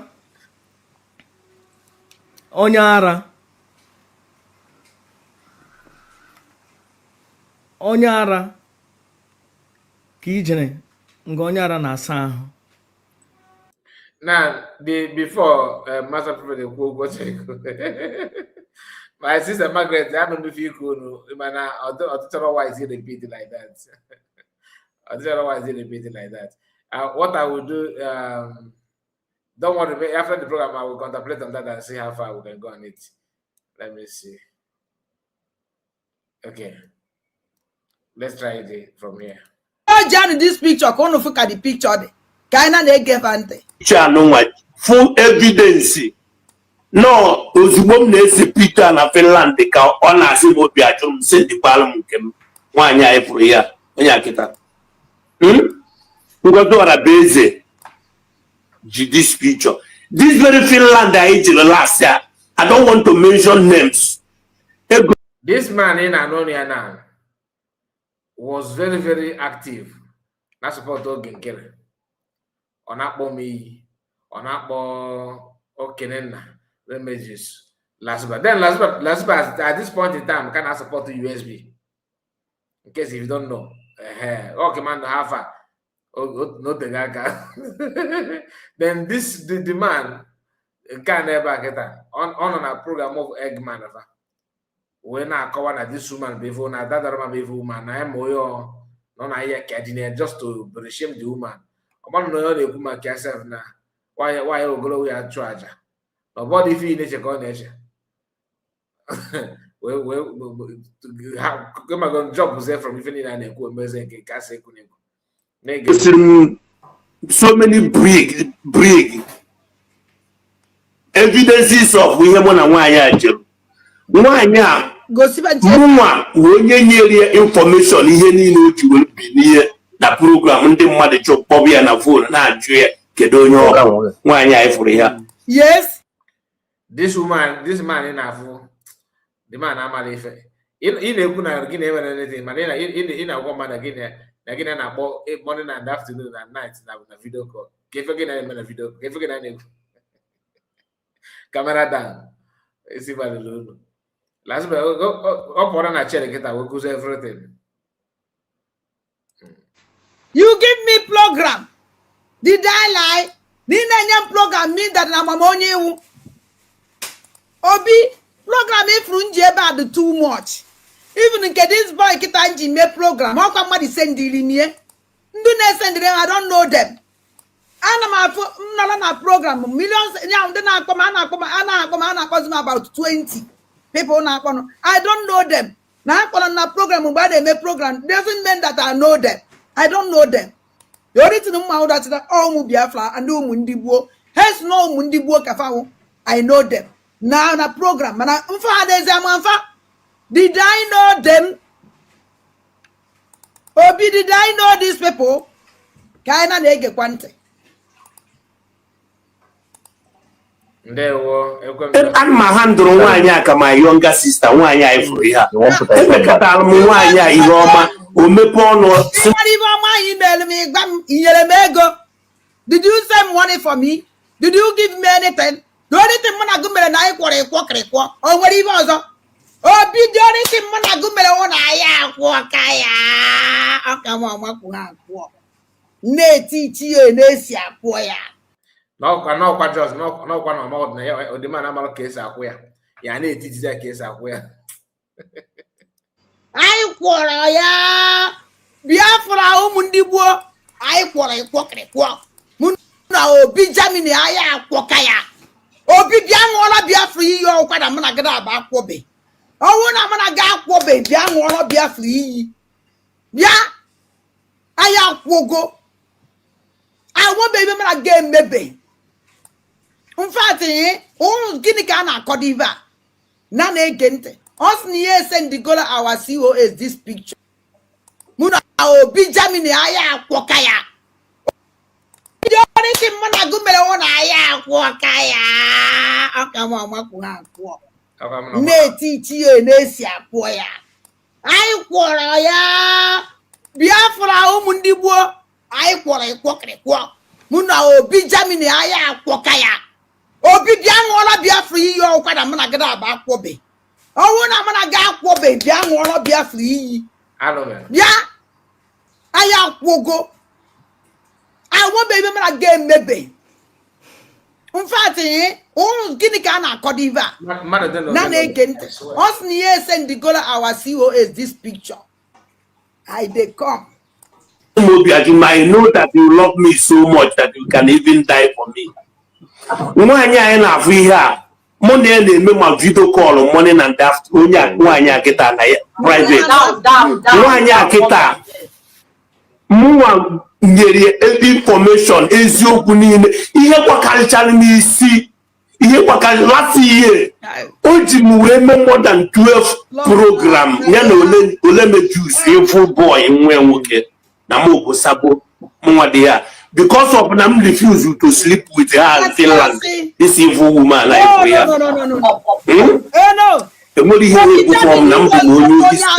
You didn't receive, you didn't refuse.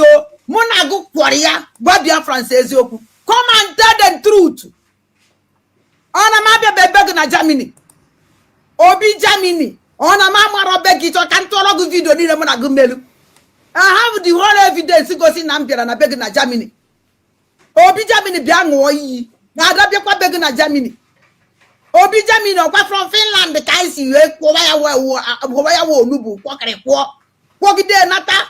Why are you lying? Hgdb na atula ase ehezi na kan gwazem bia from seziokwu a otego ogini di bad kai put to this madness to stop. No, the Gwende one, no, Gwende one, and then they were again. Oju Ghana Warres. And this one, this in the draft. When I fear now. Oh, do you have that? You can reason now wagon. So if you don't know how, at least this one can make it a matter before Polimo. About if you nature, but if you wire nature self. You know, go could be from the corner or not going to take patch or yoga match. I can't forget the madam. You believe me? See, how quite fast about this man because I don't hear nobody knows his whereabouts anymore. Oh, what this is chuba the man what if I triple the man on social media? The man came how long? I got 1 year plus now. I cannot know the man for where.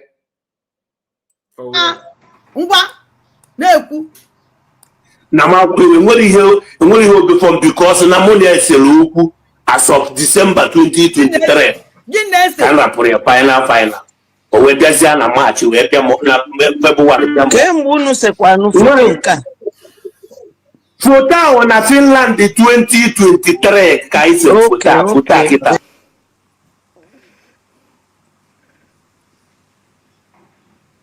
Ndewono. You have to understand. Onyara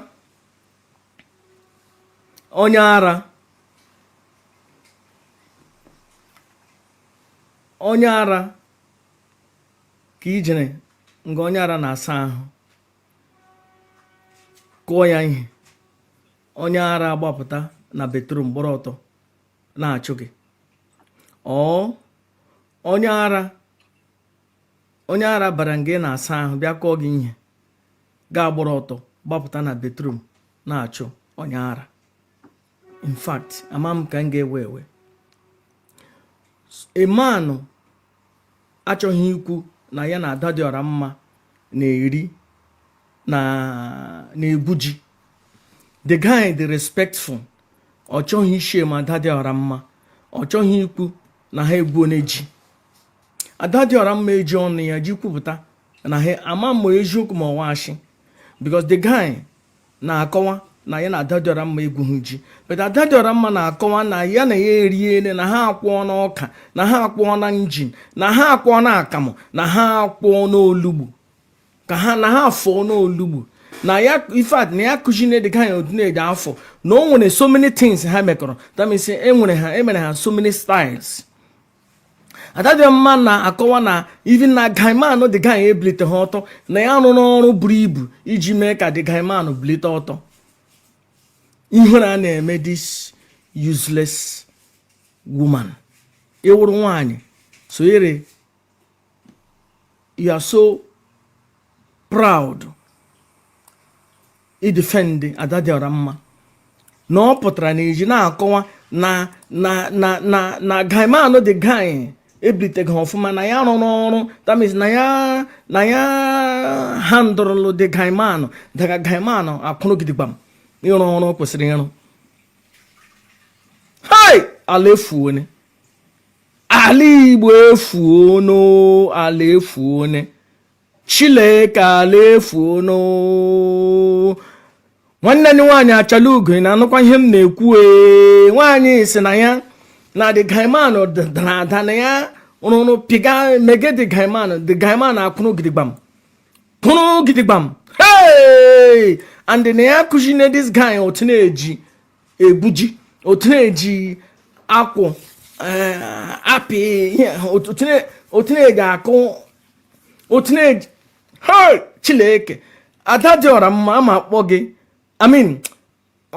nwaada achala ugo aga m akpọ gị na fon ama m ịdịkwa available ama akpọ gị na fon hey Chileke ala efuo ne nwaanyị si na the tin dara ada but na ya megide welite ya elu nwaanyị ewu professional owu taa ka nwaanyị ibu owu taa ka nwaanyị kụmara nkwa nwaanyị na-akụ nkwa ihe m na ebe ọbụla ha jere ya kpụrụ ụmụ nwoke Chileke ala efuo ne ọ na-akọwa na gaiman dị gaị a na-ebilite olu na ya ji aka ya ji mee ya ebilite and na ya sọfara ime ka dị gaiman bilite omini na maybe adadịọra mma adịghị I don't know ka anyị na-ege maybe the guy ṅụrụ mmanya gaiman ya ebilite but according to the guy say na onwe ihe ya na ya mere the guy na-akọwa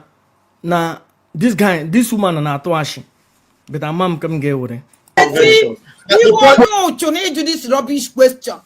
Foto awụ na Finland ka anyị selie. Foto awụ na bie ka anyị jere na o nwere ebe agbara akwụkwọ. Ọsụm bịa na agbara akwụkwọ. Emere anyị invite ebe anyị sere foto a. Betu onye ụchụ. Vada agụsịsị ọnụ mmiri agụsị n'ọnụ mmiri. Mụ na ọ tụrụ asị ọwụrụ na Finland. Ka mụ na ya esi ọwụrụkwa na Finland o. Ebe m na-esere foto awụ na Germany mgbe njere holidays na Germany.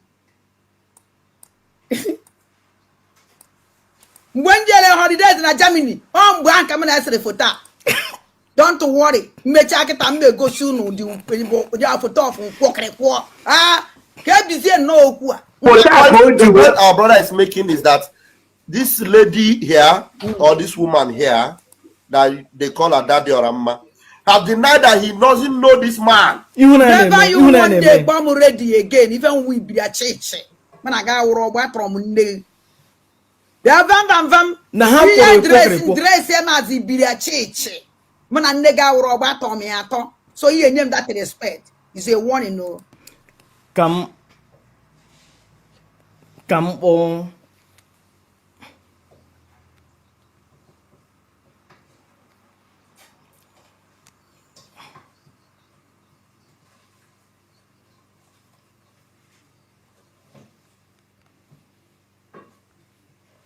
kpọọ nwaada achala ugo ka m wepụ ya na ntị. This is just to remind you that all this thing everything that this woman is saying here is not important. It's just that I want us to know, for us to see the kind of person Lazuba is. Because if I know the person asks, this story, if I go here now, or the same person now a challenge DPM. If you get now, it could have many times. Why not an age and a crew don't born here? Or then born this finger is on a listen, I'm not against you, clean up. You have to clean yourself up and look nice. But in the Ikiembo Lachona, Mboga Wiki or Chona, can go see the picture of this woman. If one of the if my oya the way for them, Ogosigina Lazubamba. Or say that na bombo the man ada quarter. No that quarter ya ni even me ya na hiaka. No the quiet guy no ya takafu. No ya takafu. I can get another part what to officially because this woman bam. Oya ki ganele chendo ta ma de wuro ke na me ife. Na pitch your girls on go pet on advert bia. the kind types of nail, the level nail okay number. Okay, the naka. Can from back here. For the length. Or on an age here. And I kill the daughter. Emily for me. Emily got dress. I'm not saying you should not clean up if it's nail. I'm not against you fixing nail. Mana abada when done a question. Even the manokia. That no lay for the you don't care about your children. You don't care about how people will see. I don't understand. What was the working thing that I give for the Ghanaian message? The no your yaju. My business of Africa Obijamin. So engaging in Canaan, Massima, I want to business in Europe. I have been a church ambassador Kembe. Many of them again so cannot swear na yana friend be well be to aside. All those guys in Africa again so. All the difficulties. But nke na so ru giga basi nke a ga pata zife.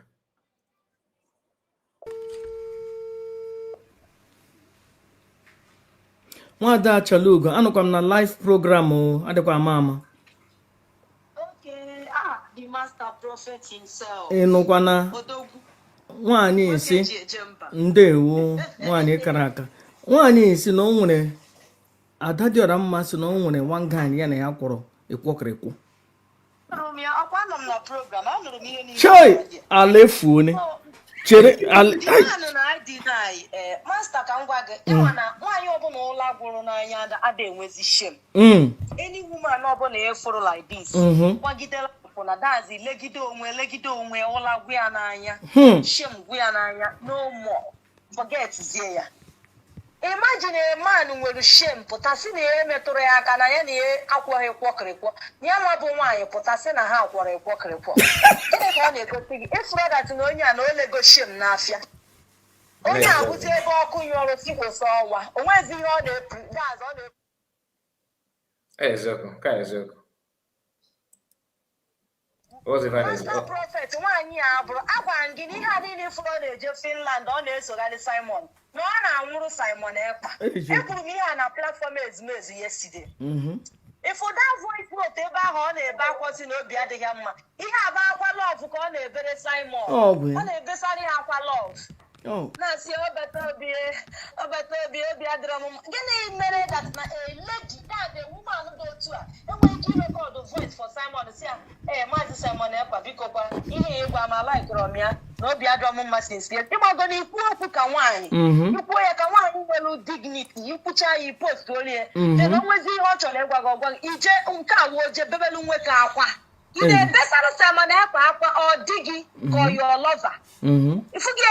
This is how they go about seducing men in this struggle. Tomorrow has seen a nwoke tara ha. Ifuge iburu onwe gị na-amapado n'ahụ nwoke. Now, this statement I try to go here. Last Ghana platform here, we change it entirely. I'm on before kuna case mezo nka ko kuna ke master prophet.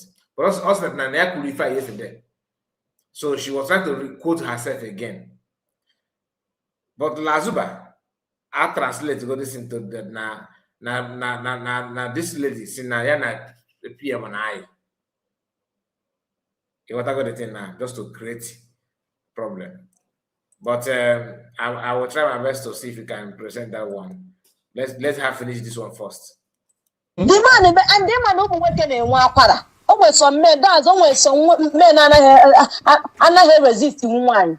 So how their romance good has seduced good almost they can work as they will use it to blackmail the man tomorrow. Imagine this woman say that na Simon Ekpa bought bato.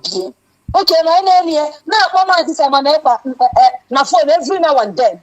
Abu na Simon Abu a strong man. This woman can lead this thing. Pull Simon Ekpa. Oh, but okay. Okay, yes, every time we are on, I'm on a Simon and self control.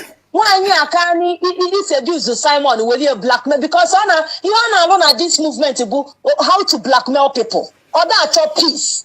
Nwaanyị anaghị achọ peace. Peace adịghị na ndụ ya.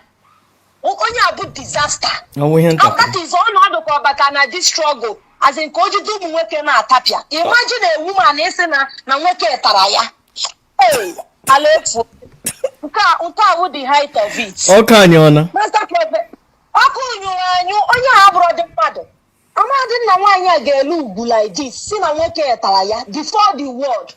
Ọ nọkwa na broadcast wee na-ekwu this thing. Ọ bụkwa that no nwere onye ọkọrọ na ọ pụtara na live video na-ekwu. So this kind of person idecha ya anyị ma na onye a o nwere mental n'isi, o nwere isi adịrọ ya mma, onye ahụ adịrọ ya.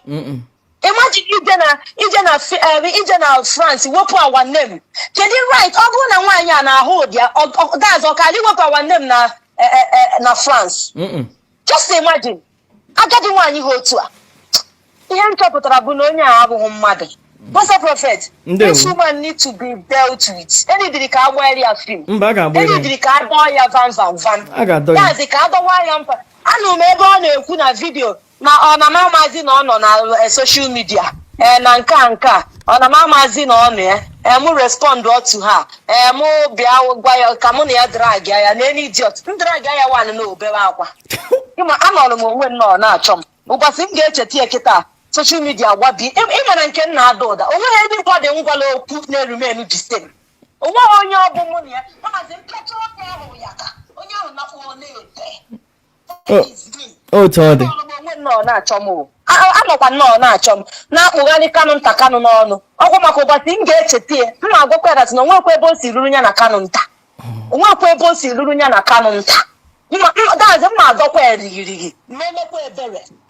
So that is all I have to say, my brother. Ndewo, can you continue na-ege otu ojigbo ọkwa ịnọ na ngosi na ya mere na the tin dara ada na emere tin ebilite na ya nọ n'ọrụ buru ibu na ọ na-emetụ amụ nwoke aka o kwuru ya na o megidere na ọ rụgidere ọrụ megide the tin kunye even na the man amara eme na the man amara eme na ọ mara eme na o megidere ya the tin bịakwurude na ọ na-etichizi style ya ọ na-agwazi otu a ga-esi wee na-eme ya a na-atọ. Just imagine somebody one man pụtara wee sị ya that na ọ ga-abụ a great woman gori amụma at the end of the day nwee problem with that man. Kedu ka mmadụ ga-esi bịa gbuoro gị amụma ị na-abụ a great woman onwe ihe pastara ifuru ga ebe onye ala na-abụ a great woman a mad woman bifo ị na-abụ great woman ị ga-adịgodu healthy ahụ adịghị stop all madness. Then Chineke wee lụzie ọrụ n'ime. Just imagine ebe this woman na-place onwe ọ chọrọ ịbụ a great woman but ọ na-tarnish image of people. Ka anyị na-ege godi first of all ka anyị na-ege. Ndewo, thank you. Imela no, thank you. Imela. Hey, ọ sị na ya arụ n'ọrụ ka the tin wee bilite. That means maybe the tin dara ada. Ya arụgide megide ihe ndị ọzọ ọ ga na-agwa anyị otu eji mee ihe dara ada ekonie. Hey! Na dịka diwa na-arụkwa ọrụ ụka anyị ọna Chileke from anywhere that they just met at the convention. But that they have always been together. They have known each other. In fact, they planned for this same land that they were going to be together. Even if but that Diorama have come on her program and denied it to the whole world that they only met and took picture as a normal convention participant. You don't understand. Shut up. Also that na money plan. Amani remekwa nkezi ka yesi plan chazie. Ebe oso na ilu aya plan chazie like Jeze Finland. Nyoba kwazie ka na na bola ho ogbo oso. What are you talking? You come man you kwuli eziokwu otu ahụ o siri de. Mụ na ya na plan chazie na ihe afu na Finland. I fuze na Finland. Jose ka na kwa oju. So vam shut up. Okay man akọwara gị bi na-eme ọdụ nke akwa ikwara ọkụchisiri go ntai. Rubbish man.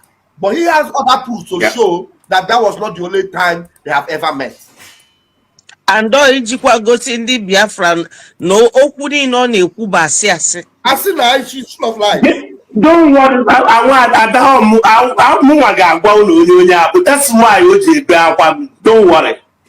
nwaanyị a na ifuru a na-agwa gị ihe a that came up with this picture wee gwa Biafrans na ya amara onye mbụ na ya nọ na Finland ka ya na wee chamụọ m for the first. Pụta ka ọ na-eshi ya, ọ na-enye ndị mmadụ ama na-eshi ya kwuola na-eruola ebe COA anyị nọ ama nọghọ m ọ pụta ka ọ na-eshi ya na-agwa ndị mmadụ na mụ na ya wee enyi nwaanyị ada enyi nwaanyị ka ọ kama na ife na-eme na ụdata na nta na nke ya anahụ ebinye ebinye nke ya anaghị ebinye ebinye ọkwa atakakwa m ahụhụ atara m ahụhụ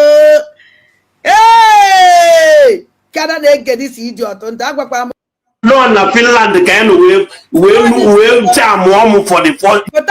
So imakwufe ntana nke ya na ntana nke ya adịghị ebini ebini ya ataka m ahụhụ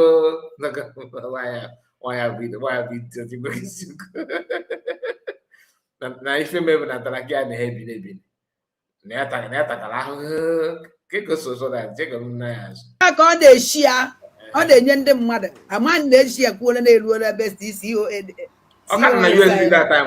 ama nọghọ m ọ pụta ka ọ na-eshi ya na-agwa ndị mmadụ na mụ na ya wee enyi nwaanyị ada enyi nwaanyị ka ọ kama na ife na-eme na ụdata na nta na nke ya anahụ ebinye ebinye nke ya anaghị ebinye ebinye ọkwa atakakwa m ahụhụ atara m ahụhụ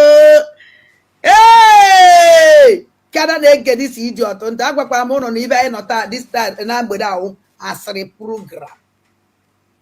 program ma ife anyị nọ na ya ka ọ asịrị program ka anyị na-ege ntị that Finland ka na ya like otu ọya bụ Michael Jackson pụta onye ọbụla na-agba ọsọ to come and take picture with Michael Jackson nene this picture ka ị mara mụ na onye bụ Michael Jackson wee chamụọ m for the first.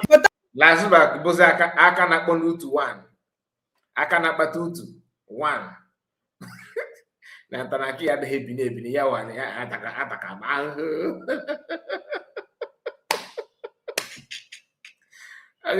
this one ọ bụ na like ụmụ nwoke na-aga gbachara ị ga n'ebe ya ị gacha pụta nwaanyị ahụ leg nwoke ọ ya chụpụ this man nwoke efu na this man was kita ka not chukwu this because the man black ko body shape mo ya no why na idozi na arụ na ya na iyi okwero no na ya we yi okwero among na Lazibak information demand if not one guess have this okay we the picture ka se bi na begi ka ọ na-eshi ya ọ na-enye ndị mmadụ ama na-eshi ya kwuola na-eruola ebe COA anyị nọ ama nọghọ m ọ pụta ka ọ na-eshi ya na-agwa ndị mmadụ na mụ na ya wee enyi nwaanyị ada enyi nwaanyị ka ọ kama na ife na-eme na ụdata na nta na nke ya anahụ ebinye ebinye nke ya anaghị ebinye ebinye ọkwa atakakwa m ahụhụ atara m ahụhụ kada na-ege isi iji ọtụ nta agwakwara m ụlọ na ibe anyị nọ taa na mgbede ahụ asịrị program ma ife anyị nọ na ya ka ọ asịrị program ka anyị na-ege ntị that Finland ka na ya like otu ọya bụ Michael Jackson pụta onye ọbụla na-agba ọsọ to come and take picture with Michael Jackson nene this picture ka ị mara mụ na onye bụ anyị nọ ama nọghọ m ọ pụta ka ọ na-eshi ya na-agwa ndị mmadụ na mụ na ya wee enyi nwaanyị ada enyi nwaanyị ka ọ kama na ife na-eme na ụdata mụnwa ga-agwa ụlọ onye abụ that's why o ji ebe akwa m don't worry nwaanyị a na ifuru a na-agwa gị ihe a that came up with this picture wee gwa Biafrans na ya amara onye mbụ na ya nọ na Finland ka ya na wee chamụọ m for the first. pụta ka ọ na-eshi ya ọ na-enye ndị mmadụ ama na-eshi ya kwuola na-eruola ebe COA anyị nọ ama nọghọ m ọ pụta ka ọ na-eshi ya na-agwa ndị mmadụ na mụ na ya wee enyi nwaanyị ada enyi nwaanyị ka ọ kama na ife na-eme na ụdata na nta na nke ya anahụ ebinye ebinye nke ya anaghị ebinye ebinye ọkwa atakakwa m ahụhụ atara m ahụhụ kada na-ege isi iji ọtụ nta agwakwara m ụlọ na ibe anyị nọ taa na mgbede ahụ asịrị program ma ife anyị nọ na ya Class program. Kaya na again. That is jam. That is Finland. Can I like go to Oyabu Michael Jackson puta? Oyo na also to come and take picture with Michael.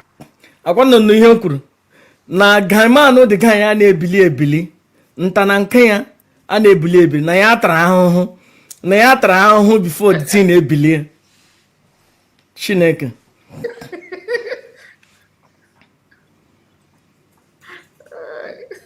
Lazuba. Mother didn't. And then again, I can. How much is from my work and that move? Okay, now move.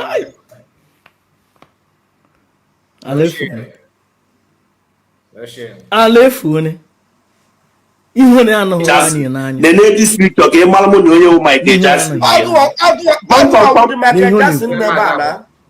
Biafra. Nene picture kita kefu ko si nene date o pe furu the date. Fufu the time o ga yin lichele ndi on second day. Kamoni eja because on the first day adojuru kamoni ekwesere ịla hụ na room ya beti ndị na-ada dị ọla njọ unye nke na divorce m forever because eji m nwaanyị ka Bianca ono mmadụ mechi obi.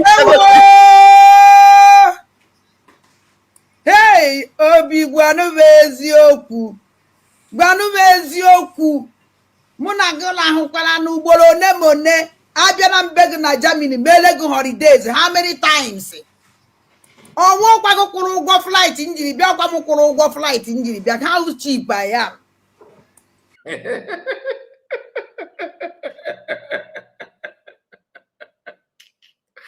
Hey, Chineke mere mmadụ okay na nobody will call flight. No, yeah, call flight. How cheap I am. The gente. I'm going to say now. Oh yeah, do that again and break again. Give me if why am Bobo? If you no mas, if you talk again, I remember. Chineke.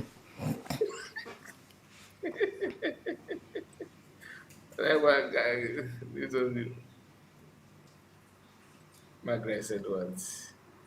This will be of man cause all of the problem in the WhatsApp group. Really? Him and divided Germany group into 3. Alefune.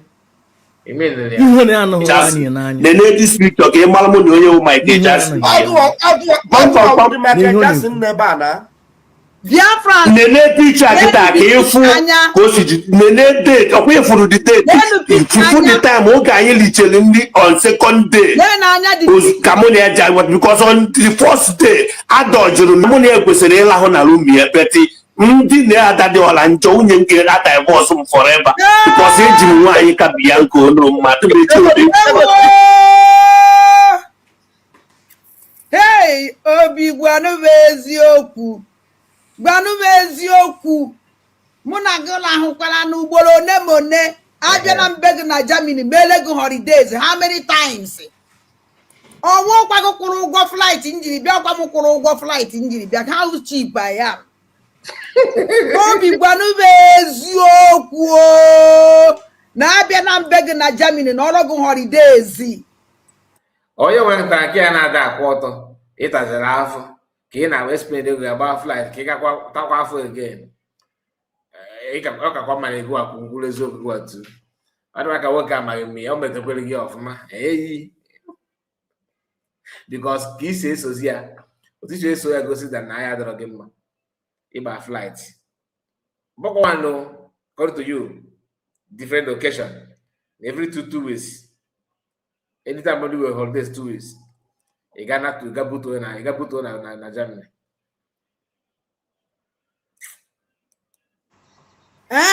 Abia bụ nwunye gị anyị na-ekwu na ọgwụ na nwaanyị Obi ọkwa na be gị ka anyị nọrọ how many days?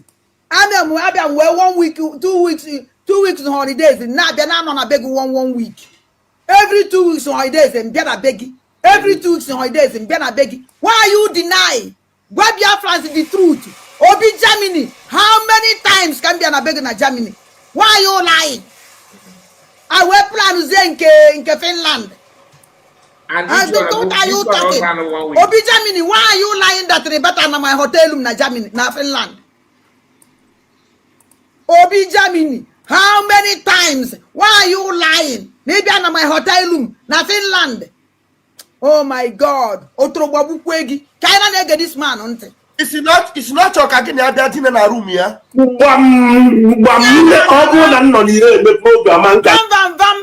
Asiko de he. Mune ala. Na lunye. Mana the problem na nwoke ya na ebinyi. Oya nwa udori problem nwere. Hey, eziokwu. Anyị nọ tata bụ ikwu eziokwu asịrị program. Oyiba o. Solo nchia ụmụbi ụmụ ndị Igbo onye ọwụ na chiwochi. Unu na-abaka ka anyị pụtụzie this madness to stop. Ka eziokwu dị n'ibe anyị na-epụtasị ya today. Ka kwudobezie ya nwa. Maka nke sa ya first and the last. Eye kwuzi okwu again. Let us end it today. Adịgo m tired. Onye ọwụ na chiwochi. Kono na baka ka iputuzie this madness to stop.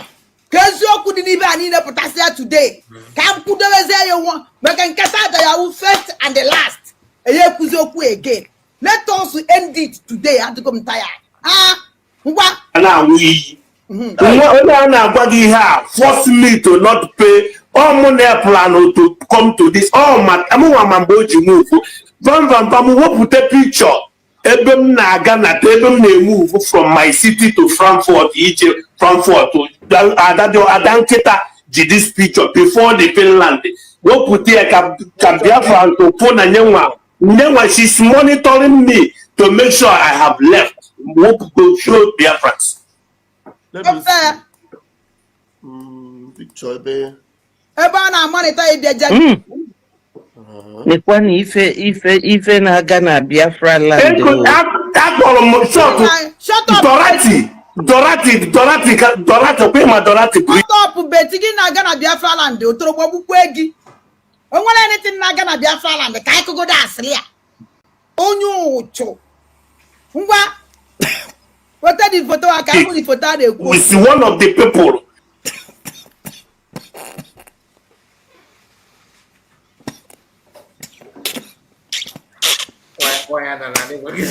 I like that woman joke. Because Adadioramma, I like Adadioramma. Chideke Adadioramma, I like him go, I like him give you go. Away him chili megi. Adadioramma, lebe ne kelenem go. Adadioramma, I like him ge. Ne potra, why is you na otu? Gama no the guy jita, otiji meye blite, and again a yaporoji. But here two different guys.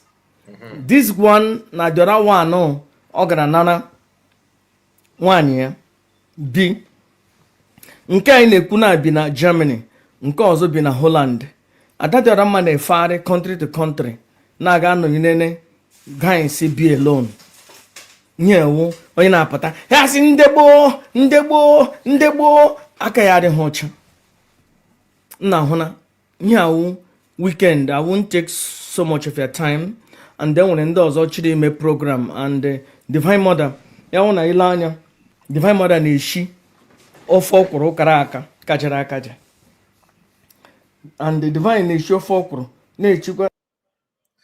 I am not interested on this one. This is the issue of ofe ọkwụrụ and my condition. Even amụma gị niile nwa ishi maka ishi ara ya mma of Maazị Simon Ekpa ihe gosiri that she cannot be trusted. There is something that Master Prophet said here that I want to make sure that he said it before we move on, because he revealed the person that connected him to speak with PM. Hey, ekele m kanụ nta Chineke na lekwo. Hey, na lekwo Chineke. Oh. The other day, Ilanya, here with the entrance of the house. Ilanya with a door na nonga. Door na nonga. With another entrance. Before I got another door, with a door that is welcoming door. A bigger bubble. Sorry. Oh, I see. A bigger bubble your shoe. Ah, yeah, akrananga. Enwere door enwere entrance. Second here wo enwere first door outside. Enwere first gate outside lead to garden. Ibata na garden, ga bata na the other door. Ibata na the other door, ga gbapu shoe get that place. Here another door. So that means enwere one door na gate, two here the third one. Then give batazie enwere nga. Then give batazie enwere another place, enwere other place na aga n'ihu. Ọ maka ada dị ọra mmasị na mbi n'ụlọ adụrụ. Ada dị ọra mma ma ihe ọ na-akọ. Ishi ara ya mma. And yesterday egosiri m ya the other place. So ile anya here ị ga-ahụ window to another side. Ihuna here wo another side. Ịghọtara? Ihuna how many windows? 1 2 3. Ihuna here wo ebe ọzọ. Ịghọtara? Here wo another place. Nga wo just entrance of the house. And then we could other places. So ekelene m ada dị ọra mma. Biko nụ ya wụrụ naanị wụọ ka mụ na ada dị ọra mma ga-agba nsogbu anọ. But ya enwe mgbe ọbụla ọ chịrị ime program about me, ya just wepụta fact. Ya bụla m ebubo ihe m na-eme. Ihe niile anyị mere today egosiri m ihe o kwuru n'ọnụ ya, ihe ọ sị na ya mere, ihe gosiri that she cannot be trusted. Ọ kparịrị Simon Ekpa. Ọ wepụrụ aha Maazị Nnamdi Kanu from France. Ọ sị ele ihe eji na-akpọ ọbata obi ya na ọbata oke ka ọ gịnị, that's onye na-ekesasị something. This guy, this lady is shameless. Very, very shameless. Ọ dị shameless. Nwoke ọbụla na-ege ya, you are useless. Aghọtara m na ijosuru chi gene ihe o kwuru, fine, but ị na-ege regularly. Mgbe ọbụla ọ batara gị na-ege na comment, you are useless like her. Ada dị ọra mmadụ useless. Onye ọbụla na-ewuru okwu ya na-eme ihe da nwoke nwansị na ịdị useless, ịdị beribe. Okay, so let me just say what he said, because I can't remember. I don't know the meaning. So each of us will waste most time. He said that Mazakwa is a right hand man, or that he is very close or the closest to PM. That the moment he spoke with him, next day him and the PM had the conversation. That means the person that connects Master Prophet to talk to PM is Mazakwa, judging from what Master Prophet himself said. So I'm just saying that for record purpose. Now, last week I made a video just to react on this video that Master Prophet made. I'm not gonna play everything because you know how old it's almost 6 hours. So I don't even know. Let's just play a few minutes. Watch it. All I was in Egypt, believe you on it, believe. And that's when I'm expect you put on a social media and their life. I just now you Master Prophet or voice opera. And when on that time. And when that time, okay. Well, when that time, you know, about my precious time, remember before. It's just program Master Prophet. Ebana corruption where this in order. It's just where you may expose or whatever they may expose. I work as a casserole. Or I don't want to suppose with him work at me, maybe expose with one even. As now, lesbian. All come on, ever expose with him working. As now, not working. I'm not working a dinner. That means now, lesbian. Oh, now I see the baby exposed, no one and working. Wait, it's about to no mind. That's a no mind. So, I just not again, the check. I don't even understand the program. Or something that And one of that time, you know, we're beautiful queen. Yes. Upon my age, come out with a man. So, oh, my cow now. I was see, eh? I'm gonna mother now. What about Junior? I want to just go near. Do you understand what she's trying to say here? No matter cabin and no call I check I got call. I thought that canteen. I can walk that from before here. Then there's something he said about Achadub. Can you all? Let's hear. So I said, I'm coming back on Mala. Oh, now I said, Panaka, but I'm them for and digging up. I know I get debunked. I don't have anything to debunk my people. They're the kind of people test. They're the kind of thing I'm going to debunk on a social media watch. The kind of something things. Mabia, more than more. Or you gana worries. Big game. Hey! But I'm known as social media, and I made the bump with this kind of thing. She don't want to come out and tell the world what happened to her womb. I tell her why you hear about when. I tell her put up your why. She don't want to come out and tell the world what happened to her womb. I tell her why you hear about when. I tell her put up your why. She don't want to come out and tell the world what happened to her womb. I tell her why you hear about when. I tell her put up your why.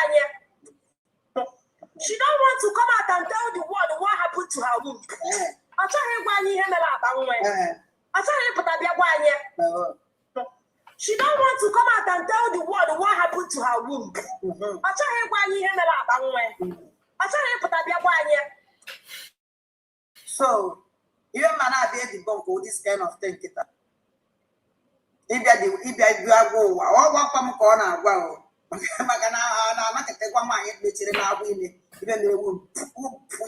so, oh, maybe I'll need a camera.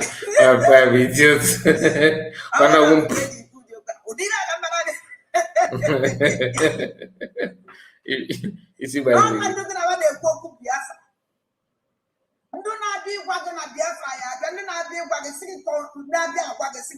me. Join us. Togetherness, come together. Let the kind of thing here now not from them.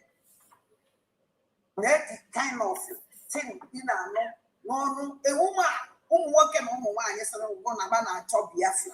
This kind of thing. Come on, I believe the pump. Man, these people want to shame because all of them will shame. I'm the same. Or what if I buy a woman the Gabasiagi? It's only a join Yagi. It's only a follow. It's only a gig. It's only a join your group. Which group? Because which group? And the mind is a woman now is terrible. People there's all these things that now. In fact, only a lazy fella. Yeah, super. Yeah, I only get an Austria, no, you.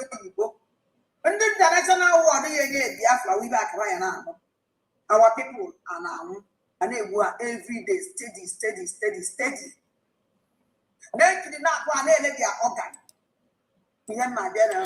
So you can hear her trying to give herself excuse why she will not debunk some of those things. I'm going to end it here, and I will drop my link for those of you that want to comment, but I'm not going to, please, okay, I will be the one to monitor it. If I tell you to stop, please stop. Like if I just try to cut you off, please understand me, because I'm coming back later tonight.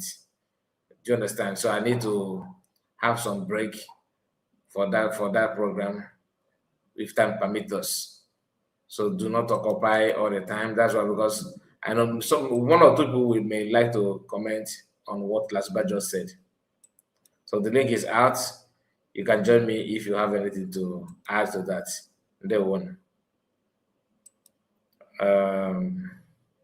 Welcome, Justin. I see you. She's saying the truth. What do you mean she's saying the truth? I don't understand. Triple M. There. Let's hear from you, Triple. Oh, thank you so much, my brother Kai. Ndewo. This is a Ndewo. new week, a new Yes, a sir. new beginning, a new thing in our life. It's a new working week. My genuine fellow Exactly. dear friends, I greet each and every one of you. Konye na-eme dị mma ya gasịrị ya. Yes, sir. Ka nwere onwe nke anyị na-achụkwanụ. Nwanna ya alarugo. We are home already. Of course, Yes, sir. all the ka o si wee dịrị in spiritual realm, ude Biafra edirigo already. Ọzọ ka akọ ka o si wee gaa. My people of the comment section, I greet greet everybody for your resiliency and standing on the gap. Nakiba Azua, Adiasundo. Thank God for where we are today. Thank God for what we have achieved. Thank God for 29th of November 2024, because that day is a remarkable day for us. I keep saying it morning, noon, and night. We are here today. We are still preaching. We are still gallivanting. We are still, talking freedom today is that particular day. Minus that day, sorry, would have been our name. Sorry would have been our name. Who will even come out when they say we are going to redeclare again? Let's go to this place again. Nobody with this kind of set of people. Thank God. Now it is clear to us, my brother. Let us not forget in a hurry. Maze Emmanuel Oremejus. Oge ọ Yes. na-aba nta ala soba. Mm-hmm. Akwa na-ekwu ihe a. Yes. in every lies there must be an atom of truth. But one thing you need to understand, don't mind Lasoba is just saying this in one number Lasoba na-ekwu ihe ahụ. Spirit of Biafra is opening all the canker worms, those that want to destroy what we are doing. And it is done to every Biafran, all the genuine Biafrans, that the people that they are, siding on, the people they are following, has nothing to offer. And the idea to destroy what we are doing. This is how God is opening their chapter. Who would have believed that today that Lasoba, you see how he just saying it? Within her, it's just like a phone. It's just like a phone. It's just like a phone. Here, with our DPM on. Anyway, they will only make noise. At the end of the day, we know where we are going. My happiness, emetụkwa aka ebe ahụ. Constitution USB nọ na-eku ume na Amazon. Onye ọbụla na-ekwekwu peace come together, peace. Nwanne, onye mmanụ na ebe ọ na-adịghị mma na onwe headway, ya achọwanụ ndị ji peace bịawanụ na ị gaghị anọrọ, anyị agaghị na-eme na anyị na-aga ije. We are heading to somewhere. Ma buru moto prapra nọrọ n'ihu na-eghe ọkụ na-aga ivere eruwela m gị buru tuketuke nọrọ n'azụ na-akpọ m na nlọta azụ ka ibidekwa ebe ahụ na-agbaga spirit too much. Mgbe ihe Ikenga Uruagụ kwuru, Simon, if I tell you are not doing it right, I am stupid, but stop. You are running too speed. You are running more faster than your shadow. Give again a God in Dante. Lenu Lasoba. Ojili aka ya gbuo nwike. A na-ekwu na ọkụkọ ji ọkpa wee zọlụ nsị, o welekwa ọnụ mgbe na-egwu ya. Thank you so much, my brother. I yield. Ndewo, Triple M, thank you so much.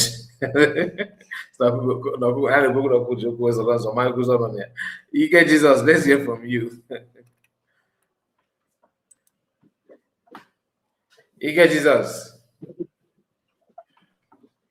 let's hear from you. Your voice is not coming out, my brother.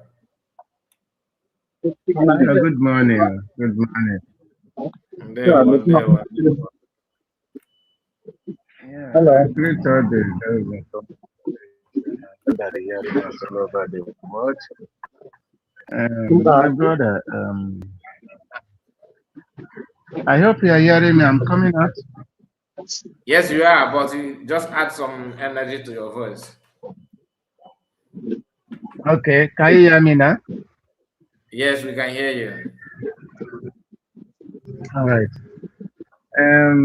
I want to really thank God for Dr. Ngozi Orabeze for allowing those mediocres he has have YouTube channels that called themselves cabinet members. That is one of the best thing God did use that woman to did for us, to allow all of them to go. Because these people, I discover one thing that they are there to make sure that that channel grow by Dr. Ngozi to allow to share them again is one of the best things that they happen to USB. Honestly, I give her credit for that. It is now we are start understanding what this woman, Dr. Ngozi Arabeze, did for us for that earlier time, that 2024. That woman really do a great thing. Master Prophet, I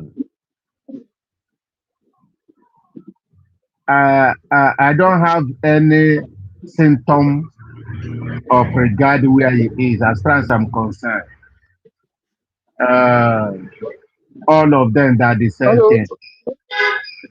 As far as we are in this movement, please somebody to mute himself. Is this? I don't know who's talking. Right on. I've done that. Right on.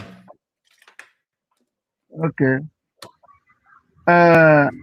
As far as I'm concerned in this movement, anybody, both old and new people that join this movement, that is Samoneta, you are criminal. He believe in Nnamdi Kanu and believe in Samoneta, and he did not believe in Dr. Ngozi Orabeze, you are worse criminal. As far as I concern, regarding who you are, I don't care and I don't give damn. You are a criminal. You don't want freedom. You don't know what freedom is all about. As far as I, EKG, is concerned. Then, Lazuba, those that are watching him according to Master Prophet, those that are watching him that call themselves man, ụmụnwoke bụ sila ha bụ utum ma ụmụ nwanyị ka ha mma, the worst foolish and useless men and I ever met in this earth we are today. Nwoke si na ebu nwoke ije gbaghe redio ịgbaghe your data na-ege Adadiora Mante every day. You are useless man. You don't have job. You are not what to call a man. That is what you are. So my brother, a lot have happened. And I give God glory for between 29th of December, November 2024 to this day that God have done a great for us. Look at Dr. Ngozi Orabeze. Do you see here what he said on Saturday? On Saturday fundraising. Those that in whole land, that is how to get a freedom. Those that in whole land to start filling the form to get the citizen card. That is the strategy. That is the diplomatic our PM said. And not to those that in social media are committing useless, committing evil, talking trash against that woman. I appreciate her and I appreciate her cabinet. If you are not, and those in the prison, she say it, those in all over the world. If you want to submit your document, go and submit USB ID card, your citizen this thing, if you know that your case will be handled. Leave Nigeria. As you are holding Nigeria, you are putting yourself in bondage. If you don't know it today. As you are declaring one Nigeria, you are declaring your premature death. Those that is loving one Nigeria, you don't know. Go and serve them. Carry that document and come back in shame. This is my summit this afternoon. We believe in USD and we believe what they're doing. May Chukwu Okike Abiyama, may God Almighty bless our cabinet and bless Nnamdi Kanu and bless our DPM and bless our PM and our Prime Minister that his case is coming up on 5th of August. Those that want to go protest are advised, please, those in Europe, whatever you can do and go and represent our PM because he's a great man and he's a great man indeed. May God bless you all the media that stand in the truth that he never deviate. May God be with you all and your family. Sharon, one love. Thank you. Thank you so much. Thank you, Ike Jesus. God bless you. That's wonderful. There we have Mazi Greg. Mazi Greg, let's hear from you.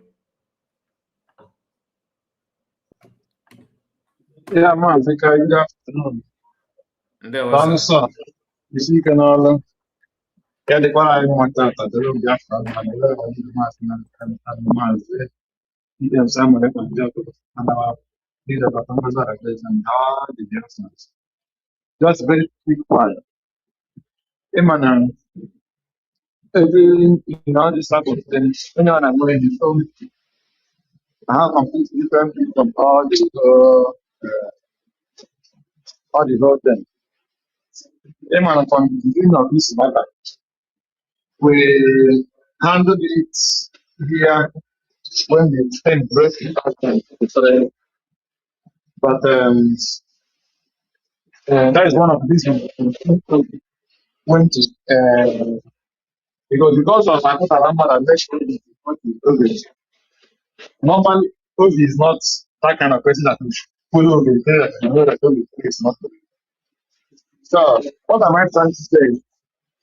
You know, when this thing started, when they came back from Finland, what started it was when we showed some people, picture they had in Finland, and those people call my pictures saying that he is his girlfriend.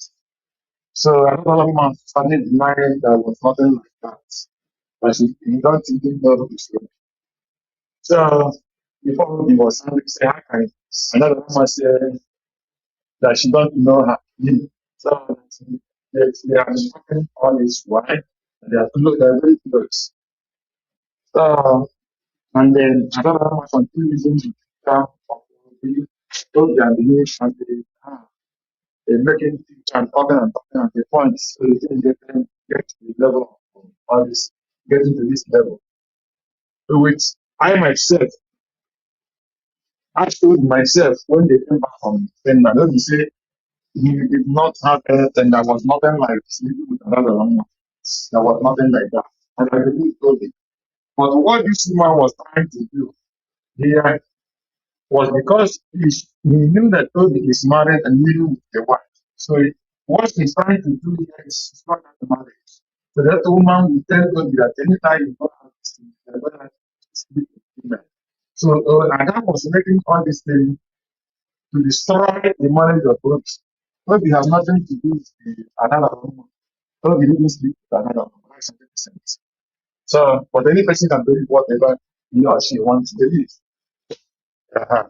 So that was the reason. On my inside, when I listened to it, I was not in support of all those reason because I told them this thing doesn't mean that a Biafran cannot see a Biafran and admire him or her, or two of them cannot get into relationship So all these sort of things make the difference. When you see your brother, your sister, you will be afraid. Is it better for him or her to join for a Fulani or Yoruba? So this type of show is destroying the relationship of the difference. So for me, I don't see it the way people see it. I see it as kind of destroying us coming together as relationship for marriage, for friendship, or whatever. So it's not a good thing. For me, I don't see it as a laughing matter or something to come to. It's not supposed to come to the media, but because we showed our respect and our conscience, all these things are coming out. So somebody cannot see a girlfriend and admire him or her if the man is free and if the woman is free. So it's not a good thing to. For me, I don't see it as a good program, honestly. But all the same, people have their own right to enjoy whatever program and any kind of social media they want. That is the way I do it. It shows that we don't have respect for ourselves. We don't have respect for our wife, for our lady, and for our men.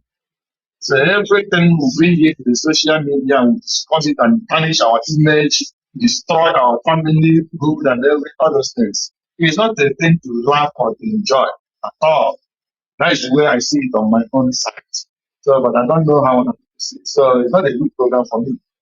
Thank you, my brother. God bless.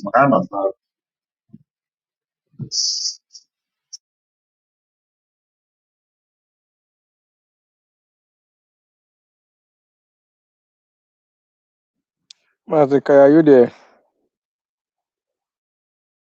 Yes, so I am here. I am here. Thank you so much, Master Greg. God bless you. Akoyo Water. Ndewo. Let's hear from you, my brother. I'm on your mic.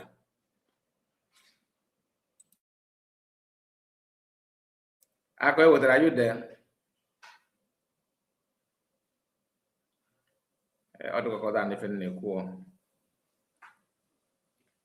Please, can you hear my voice? Okay. Okay, I have network. Obi-Wan, let's hear from you. Akoyo Water, if you can hear me, let me know.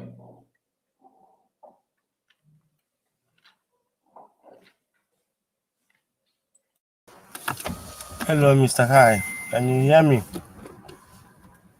Loud and clear. Okay. Good afternoon, everybody. Mr. Greg Akoye Wetere and Triple M. I greet all of you guys. Just like hey Greg Iku, it's not a shameful thing to travel for whatever function Biafrans in another country for you not to maybe for your fellow Biafran alike, because when you shift from one place to the other, normally your energy they carry people's energy now they carry high for interaction because you moved out of your vicinity. Then for me, I don't see anything wrong in that. Or as a man, what makes you know that you are functioning is that women attract you. Or okay, and I attract. So when you're doing careless, you're careless. You were careless. A dozier dia, it was supposed to do. Relationship can happen to anywhere. Even some people prefer that na each other they want buy. At least offer here you do no because you can't go where key is where no onye bull. Oh nuche ga di boy na no. That is goodbye for you. Except my strong thing na your hometown. When they drag one you know mazi ka na luno ka we introduce mazi to family. Ọ bụ na ndị gbachara ọsọ by because of na ụmụnna na-achụpụ ya ka egbuo ọ na the moment ọ na lu na ya mụ ya ntụtụ So onye ahụ o design go onwe that no nwe ebe ọ na-ana. Ọ nwazi anwụ anụ nwaanyị Japan. Before anyị na-aga na ụmụ niile na-atụ Japan. From there ha nawazi Japan na-anabe mma ha. So that one is not a problem. But what I keep wondering is, who are the 120 that is watching at that drama? Kind of up. Because I don't really understand how.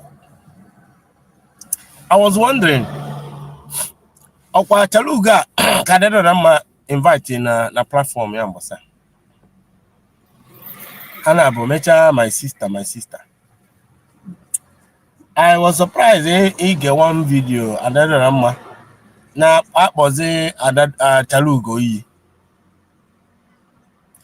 Why I'm saying this thing is how these two people, Master Prophet and Chalugo, see when we can dictate in another Rama Barolo. But then when they got another Rama for a long time, every day, like Kalonka Kala for that man Obieze and Freeman. Or the mindset Obieze and Freeman so another anyway, so many people might be going to the platform for because also saw DPM Kone Kumakia. Ha chọrọ ka eke ihe oke nke ha. My brother, ịdị aghọta egwu ahụ. Maka ama na adadara mma na-enye. Share giver. Cheerful giver. I suspected that only one of Freeman. I suspect him that thing when it comes to Freeman equal to him because the first time for video the guy on a coke, we really go see now.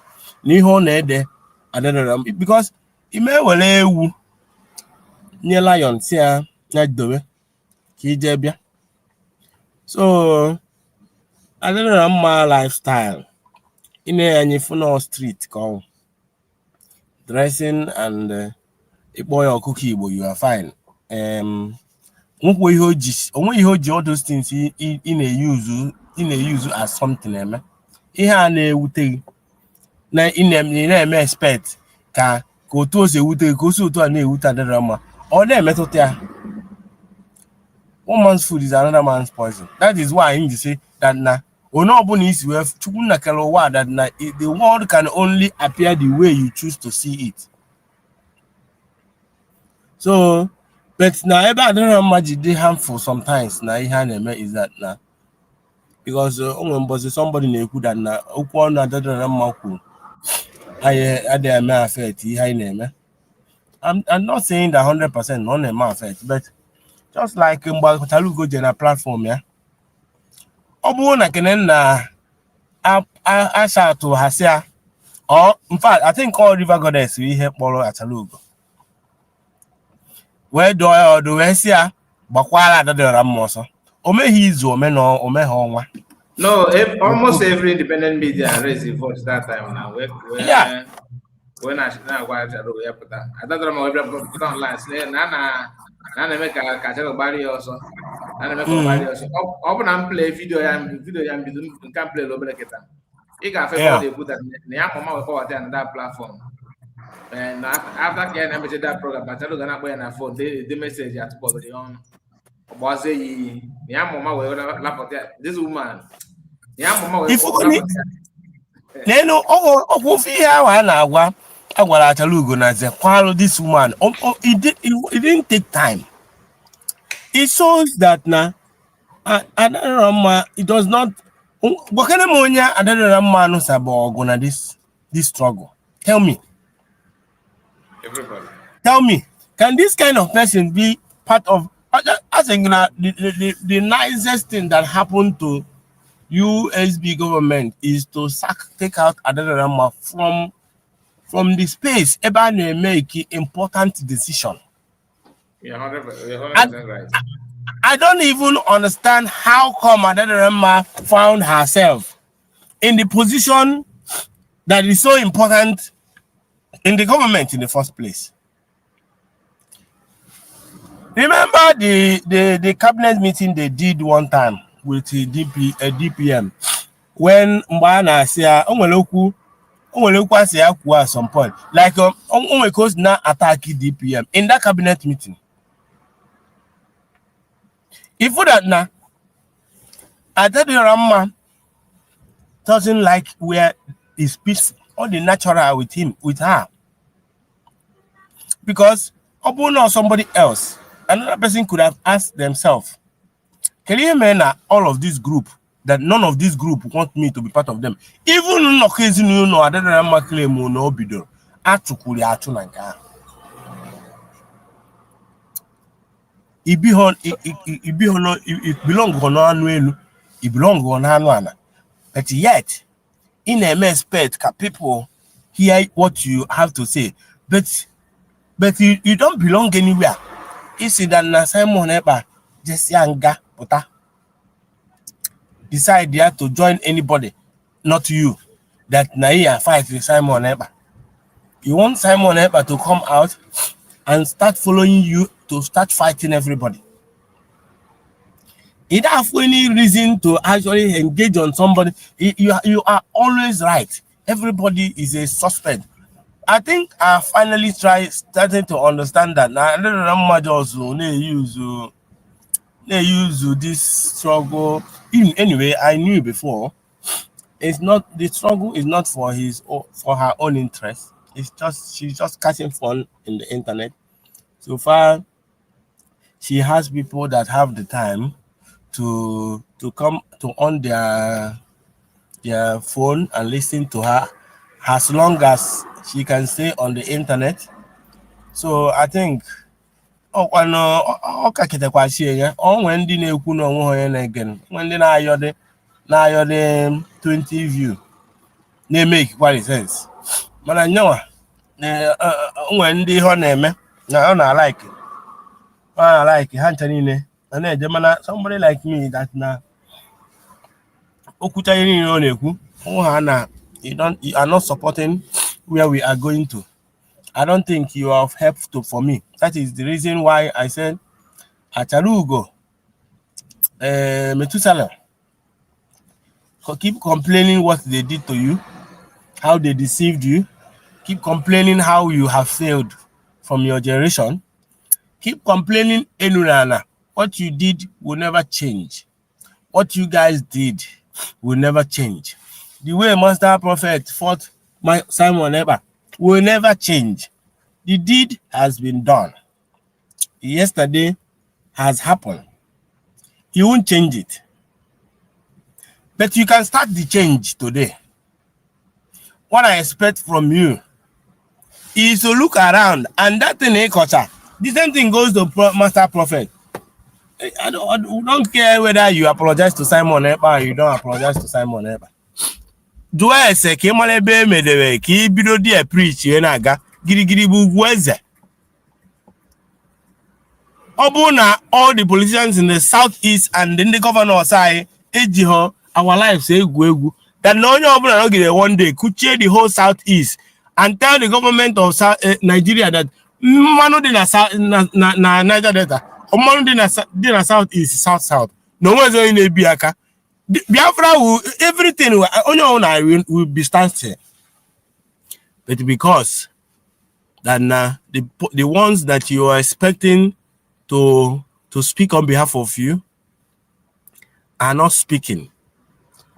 Atonu because ego niile government bill o impact on a create na Igbo ma ọ na-aza ọzọ Igbo ndụ nke ifuru oburu ego onwe unu Abuja onwe nke this one, but they are not actually creating any impact in the lives of our people. If you keep complaining, whatever you are complaining will keep repeating itself until you take a step. You are complaining good and choose not to recognize that we're going to referendum. And when Finland, even Bible say when one or two have gathered in your name, that God will be there. And when so many people, more than 500 people gathered in Finland to declare Biafra, why are you guys why is it so heavy in their mouth to talk about it? Why is it so heavy for them in the mouth of Martin Nandekano's brothers to speak about United States of Biafra or what happened in Finland? Is it how much they hate Simon Ekpa? Or is it because no Simon Ekpa because him na ekwuchakwa ihe a racism a ọ dịchakwara be anyị mgbe ị nọgide kpọọ mmadụ nwa Nsụka ndị Anambra na-emekwa ya kpọọ mmadụ ọkwa ndị Abakaliki. But that is by the way anyway. But the point I'm trying to make here is, why is everybody emphasizing on where they only want to establish where they will lead? Actually, everybody. Because the way I didn't expect na one time now one now upon emegide and eme ndị IPOB ụmụ ihe ikorobịa no onye ọwụna na no nye ọ nwoke anọgidezi isi ha bịa ka ha bịa werewa instruction from nwaanyị na-ehu anyụ mamịrị. The person that made you to understand that is Vam itiporibo enweghị ọma were onwe na compare Dr. Orabeze. If ele Vam anyị ncha niile nọ na struggle. Vam anyị na-ekwu okwu na Nigerian government na-egbu anyị. All of a sudden ije chịkọ ha akwa decha afa ndị gị na ha ya eje ije just struggle ha. Decha afa ndị gị na ha ya ije nwere onwe were ihe pụọ na street na Italy. Na nwee afa ndị mmadụ n'ime mmiri na-asị na nke ha agago kezi ndị gị na ha ya n'ọgụ a. Of the same thing in accuse the government of Nigeria ka ị na-emekwa your own fellow person, and you make a expect that now we will all listen to you. A good freedom fighter, like one thing I learned from this struggle, somebody like Nnamdi Kanu will tell you, and I noticed that in the DPM's time now, everybody is a Biafran, whether you are good or bad. Everybody were equal rights, and that is why we have laws. With the equal right, you will be punished. Government knows what to do to everybody that decides to sabotage this struggle. But I think that they are waiting for the country to start functioning fully before they make a law that will punish them, because it might be a country that will be fair to everybody, and you are not leading by example. I think that is where these guys are finding it, taking the advantage of it to be messing up all the time. But before you carry on, before you see it or phone zero how reach a man or zero phone or phone America. So all we have to do is to hang on a little bit. Hang on. Nigeria will start shaking. Mobile Simon or win the appeal. I'm waiting. I'm really waiting for that moment and the smile in so many people's face. In fact, the day it will happen, Mr. Kai, that day it will happen. Man, that now neg program I'm gonna be chilling with a bottle of wine while I listen to the program. And I expect everybody to do so as well, because now it will start, because now one of the major problems that we have in this struggle is validation. People always want, they can't take decision within themselves to define what they really want. That thing is really holding so many of us back. It's holding majority of us back. Even the ones you expect that for them to be able to think for themselves, they are waiting for permission from somebody, from somewhere, to come and tell them that yes, that they are right. So let us all pray and join hands together and understand that that night will work. The fight we are fighting now is not actually Ogwana no or one I benefit here. The benefit when Ogwana the people that will enjoy behind I want on the Kitaya we can lose the time when I can Kakayana after the Ulubai Base. The may be a fry and to enjoy one day I am next time. One day I may enjoy. But the fight has to start now.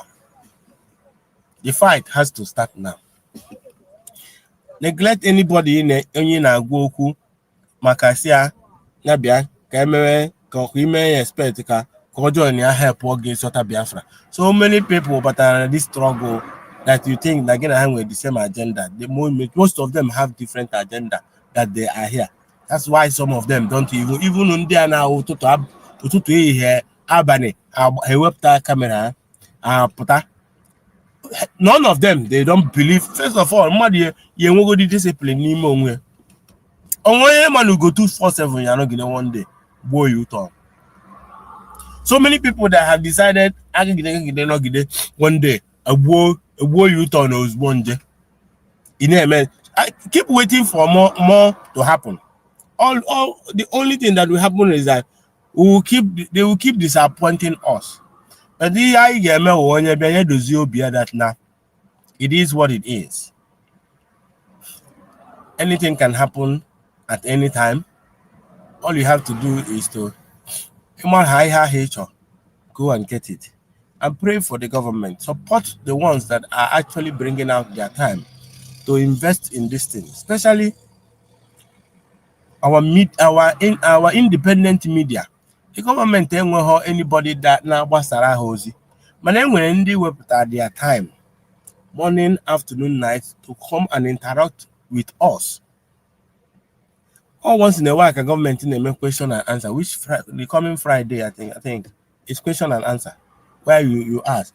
And fundraising, DPM, but this thing that we do, that na Greg Abata here, people are Abata here, River Goddess Abata here, people are Abata, everybody are they who goes where they are.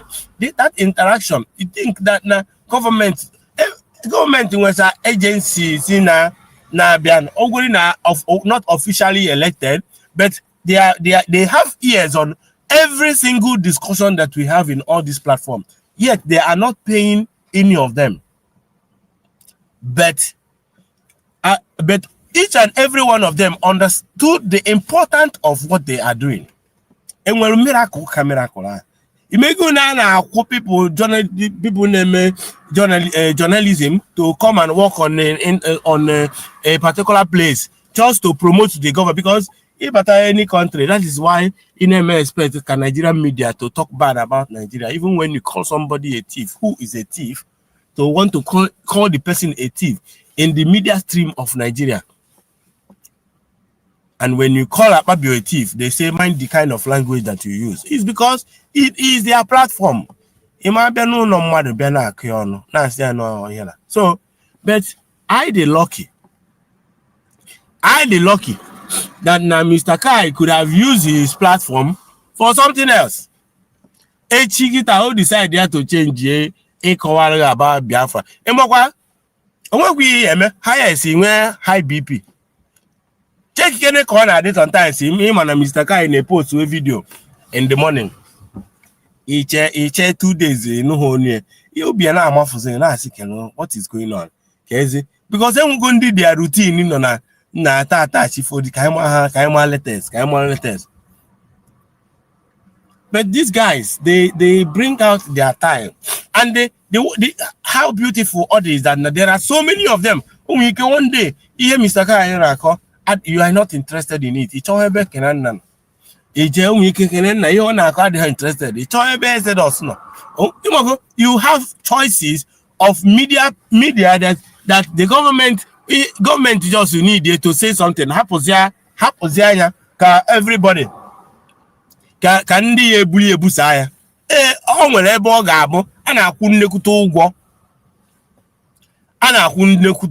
For you to be able to sell your market outside. Before internet, you may go on a TV station to advertise your product in television with some seconds just to advertise it. This time around, on television, they lose a very, very big money from that because now internet and not go have the business. You don't have phone, all you have to do is he say in a post to him. But I not cool go for that. Why I'm bringing this up is now onye norwa, but I can these guys. All money up on internet, no I know for this. I have family no matter. And I fucking one Mr. Kai every time when they disturb ya. Mana, he keeps pushing. Oh, everybody can do this thing that they are doing. And Majakwa I sing that sometimes in only who nako or resonate with my mind in Jima and church or but all of there, whether more like in Akia or not like in Akia, they keep saying pushing it.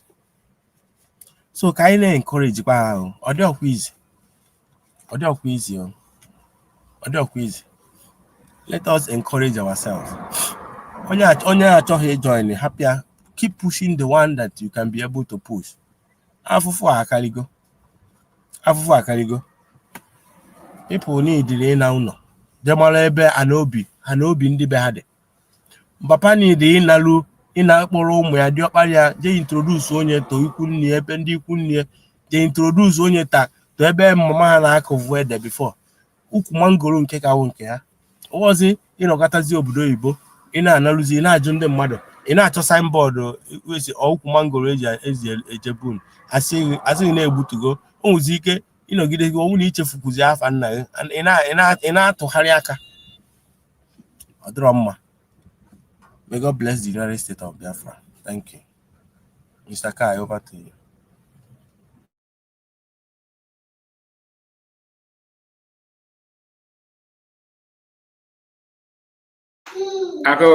Mike, let's hear from you. Thank you so much, everyone.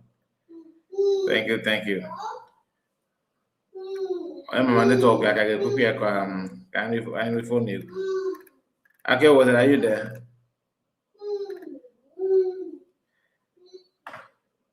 Akoya with there. Please, can you hear my voice? Everyone, can you hear me? Or Triple M, can you hear me? Yeah, we can hear you. Okay.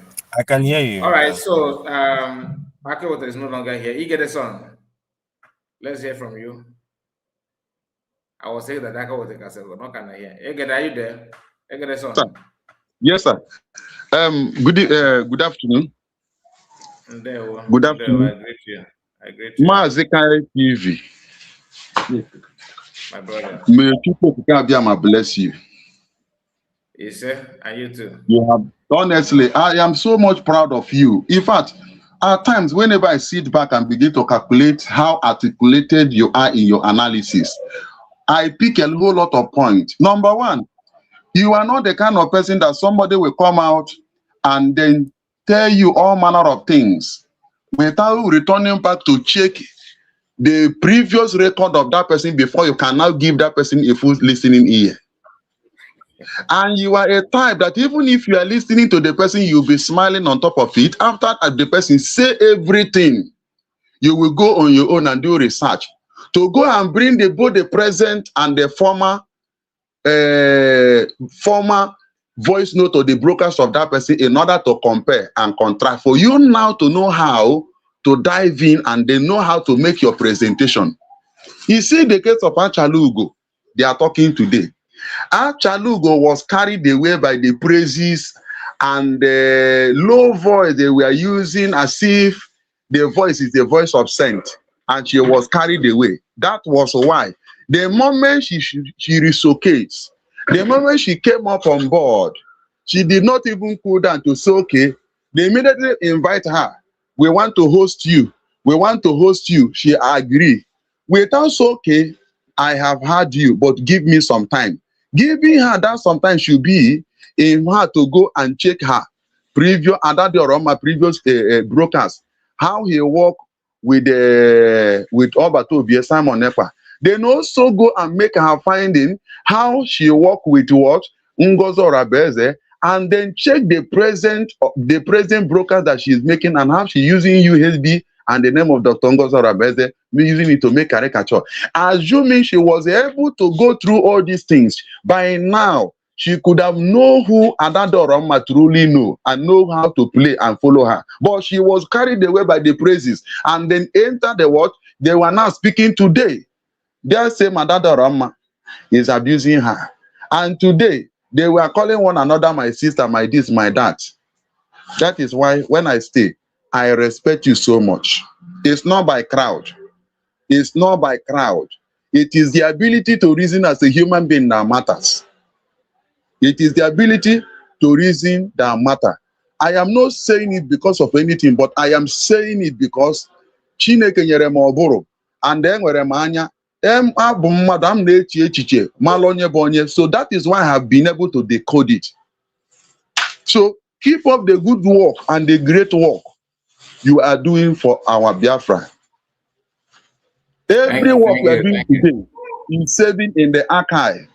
And at the right and appointed time, a day will come, a glorious call will call on you. And then the effort you have put so far, including Mazichino, keep up the good work. And I also want to make this thing clear to some of our people. Adadioramma, she did not mean well for Obato Obie from day one.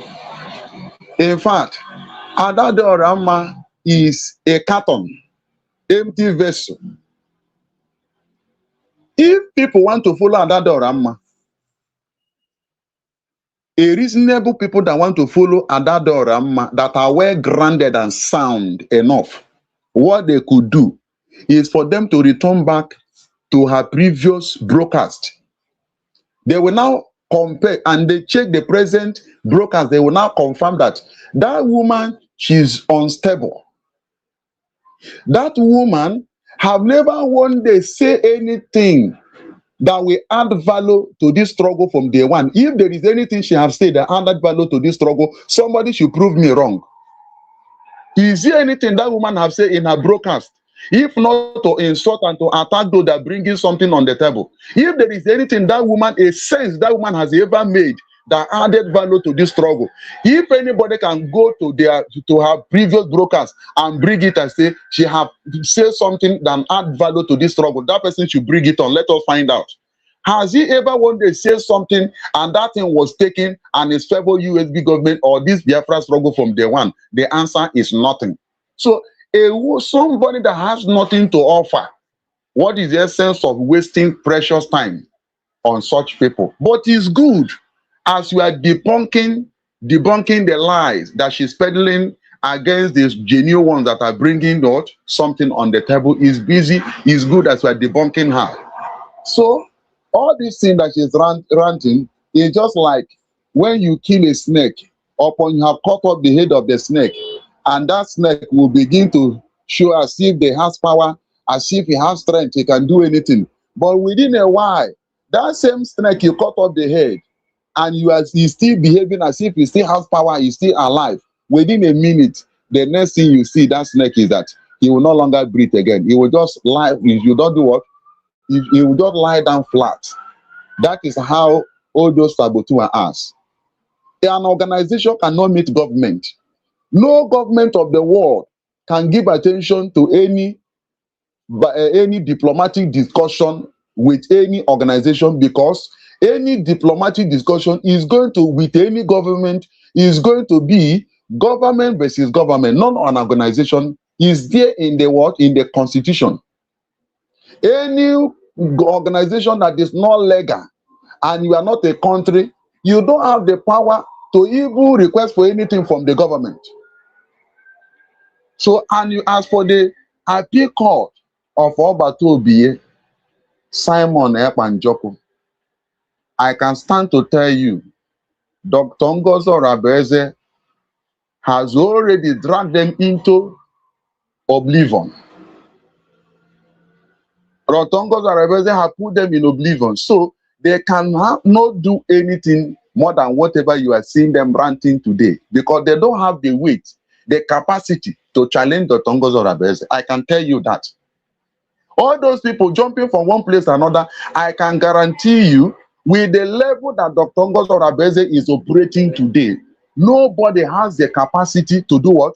To do anything. What about Bianca Ono?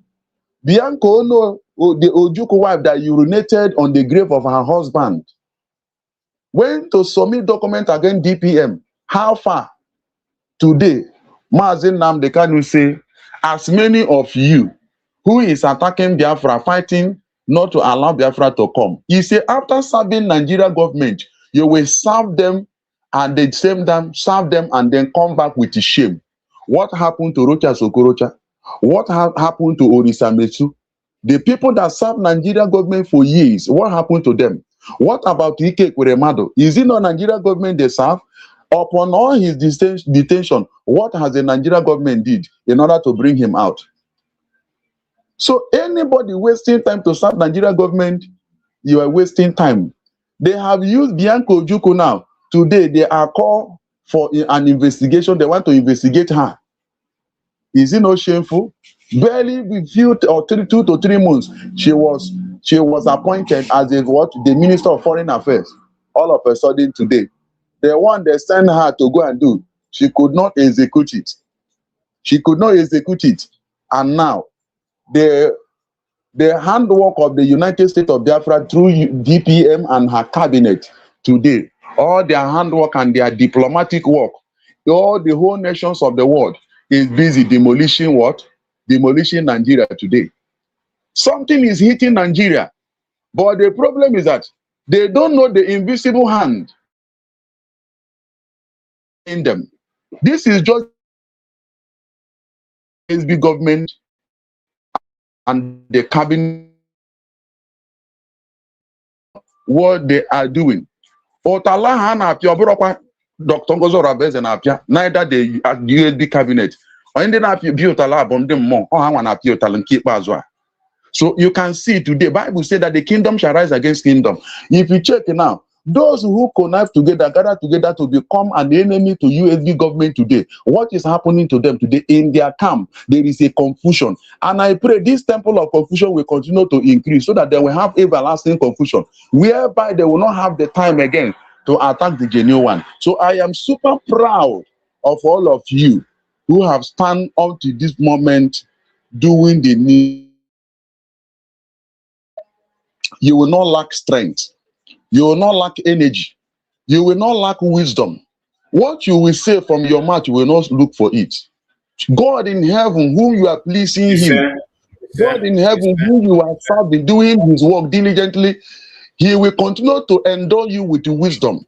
He will saturate you with wisdom and knowledge. He will empower you the more. As you are working, giving all your time, everything you have, to make sure that the freedom of our generation and next generation is coming. As you are busy doing that particular work, he will assign to not feel the stress of maybe whatever you are going through. My prayer is that let God also, all our GNU, USB media, the independent media that are GNU, my prayer for all of you is that may God in heaven give all of you maintenance from above. Maintain your body, all your body organ system. May he maintain your kidneys, maintain your livers, every system that is damaged. If there is anyone that doctor could not replace, he will give you brand new body organs. You will not break down in the course of this struggle. Likewise, Dr. Ngozi Oraveze and her cabinet members and all showcase in this appear in your platform, contributing in one way or the other. Both those contributing financially, you will not lack, and you pocket right. As you are supporting for this freedom, heaven will release more money in your bank account for you to see, to support more. Thank you so much for the great work you are doing. We'll support you, and every Hgdb people and all the 40 states of United States of Biafra, we are doing the little one we can do, contributing to make sure that this thing comes to reality, and it has already come. Kiddos, thank you so much. Shalom. Thank you, my brother. God bless you. And that brings an end of this program. Thank you, my people. God bless all of you. Triple M, Obi-Wan. Hey, I stop. All of you that join us today, may God reward you and protect you. And those of you that are giving us your own support financially through Spacha, I think we have first is Clement, and this is our sister. Your name is Oguyo. Please, Triple M, Obi-Wan, you are Igbo scholar. Please pronounce this word. I will correct him now. Oh yeah, on your mic, Obi-Wan. Obi-Wan, are you there?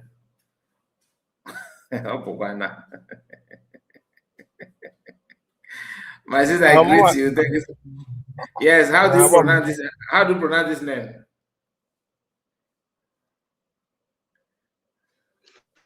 Yeah, ọkwanụ Igbo name coach ahụ so Ogbu. Ọkwanụ Igbo name. Obian can not before, man. Thank you for that. Thank you, Nick, because Obian bo my Igbo teacher.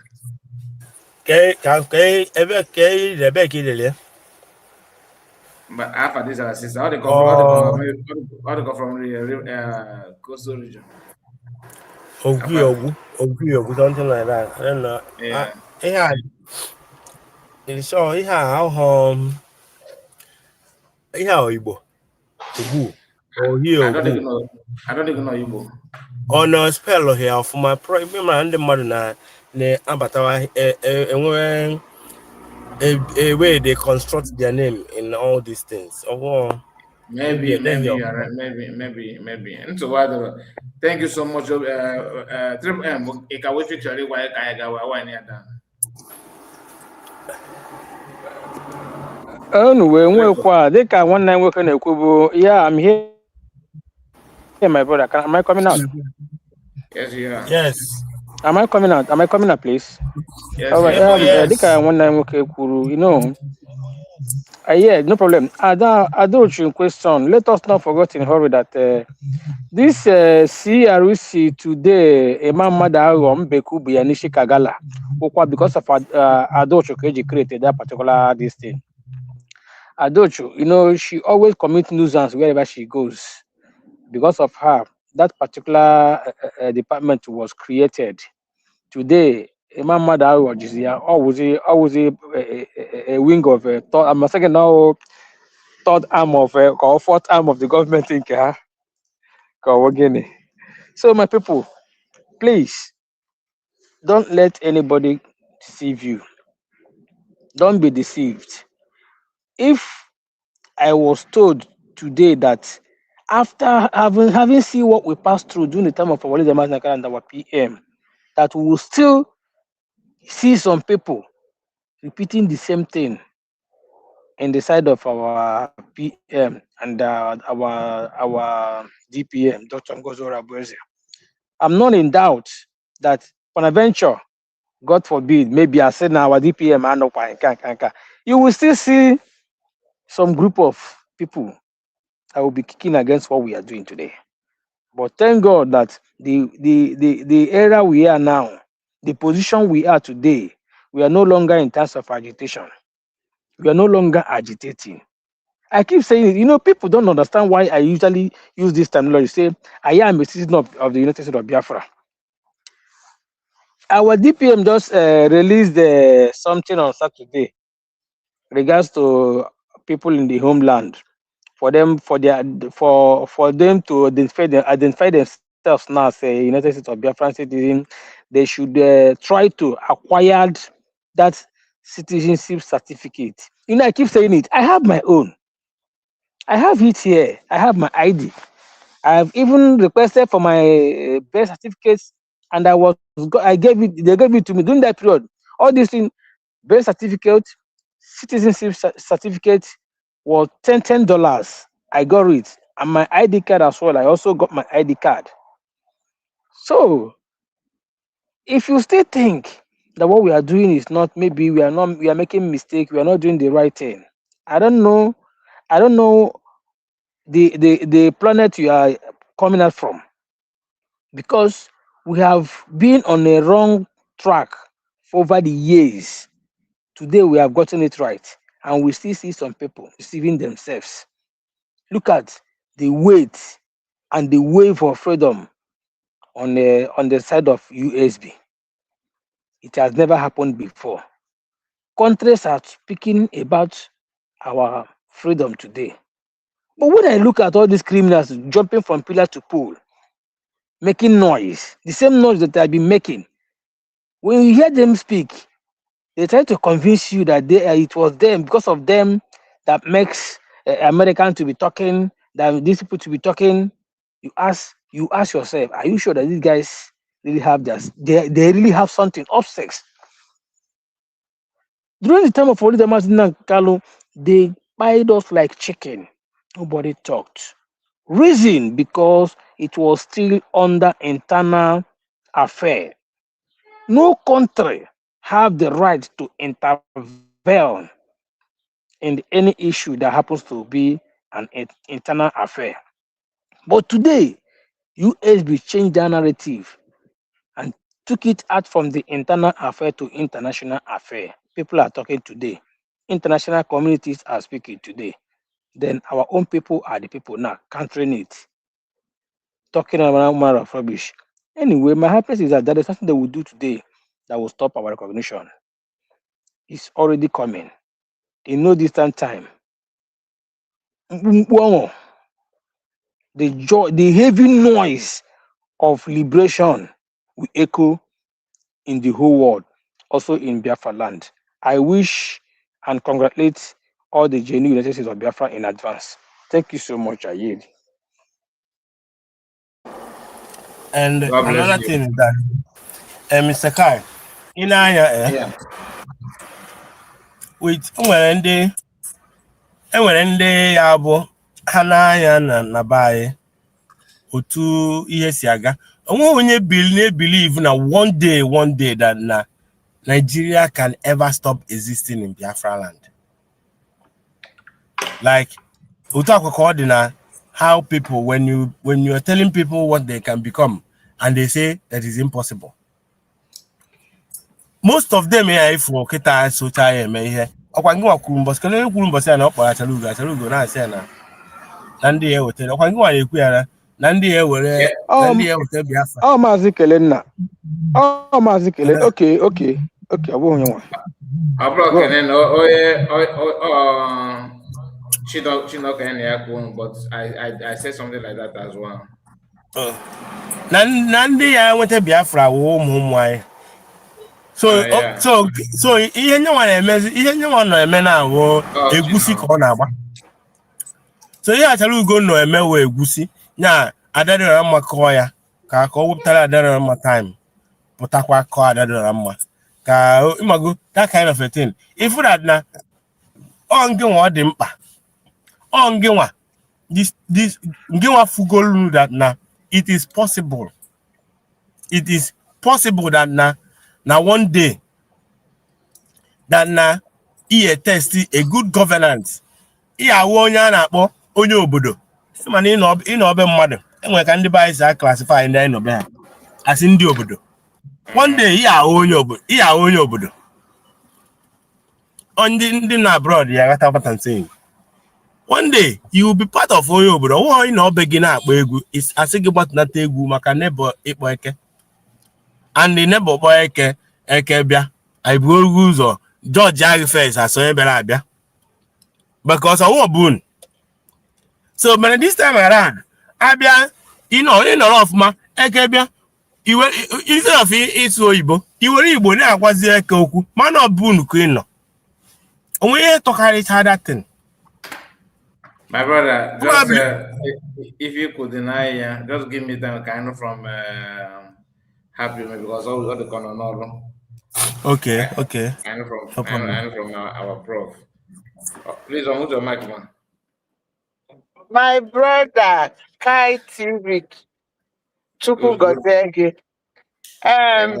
Yes, Chukwu Gozegi. I am a proud citizen of the United States of Biafra. Yes. You have to identify yourself That's why I like that thing Chino does. When you come, they identify. And this India Kwero, they still have the right to go there and say, Mba, Aburomonye, you a citizen. You see, that is the fun in democracy. We are Republican in nature. Obro this thing. Also the JDS say one sifa nibu bring it. No, but what are you attacking? And I just want to support what my brothers have been saying. It's the same thing I wanted to say when it comes to Ojuko. I wanted to repeat that EJ draw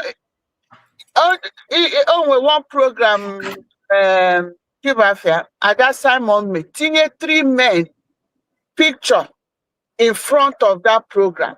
Master Prophet. Ugo 2410. Na survivor. We see Nehru this men Nehru umuwoke. If we find a cordia, they don't believe for Marodu because they don't even know how it's going to come. So onya Maroke ife yesu ebia ina where off gearful o may go shop. Na-ekwu YouTube oje na-eme elini na-akpa penny. Ọfụzụ onye na-abịa ka ife abịa ichinapụ ọlụ. They don't even know what they want. Oh, well, I come here with that one time. What you see? Define this struggle for yourself. Define it. What do you want? No one know here, and I know what I want. If I need I told why I have give a put that time. I need a man all these things. It's not for nobody, but for my own freedom to defend the land of my ancestors. I know munde cheta kwanu. Only aware of freedom, amanye give freedom. That's why what you don't have, you can't give. So that's why you have food the difference. Atalugo fight for and I knew what I go say. If I go so if wine in wine you wow. If you go wine, I'll see or if you work and make a wine and may even believe in that no because I want to encourage every one of you. Okay, if now, what is the next step? Only just draw. What is the next step? Okay,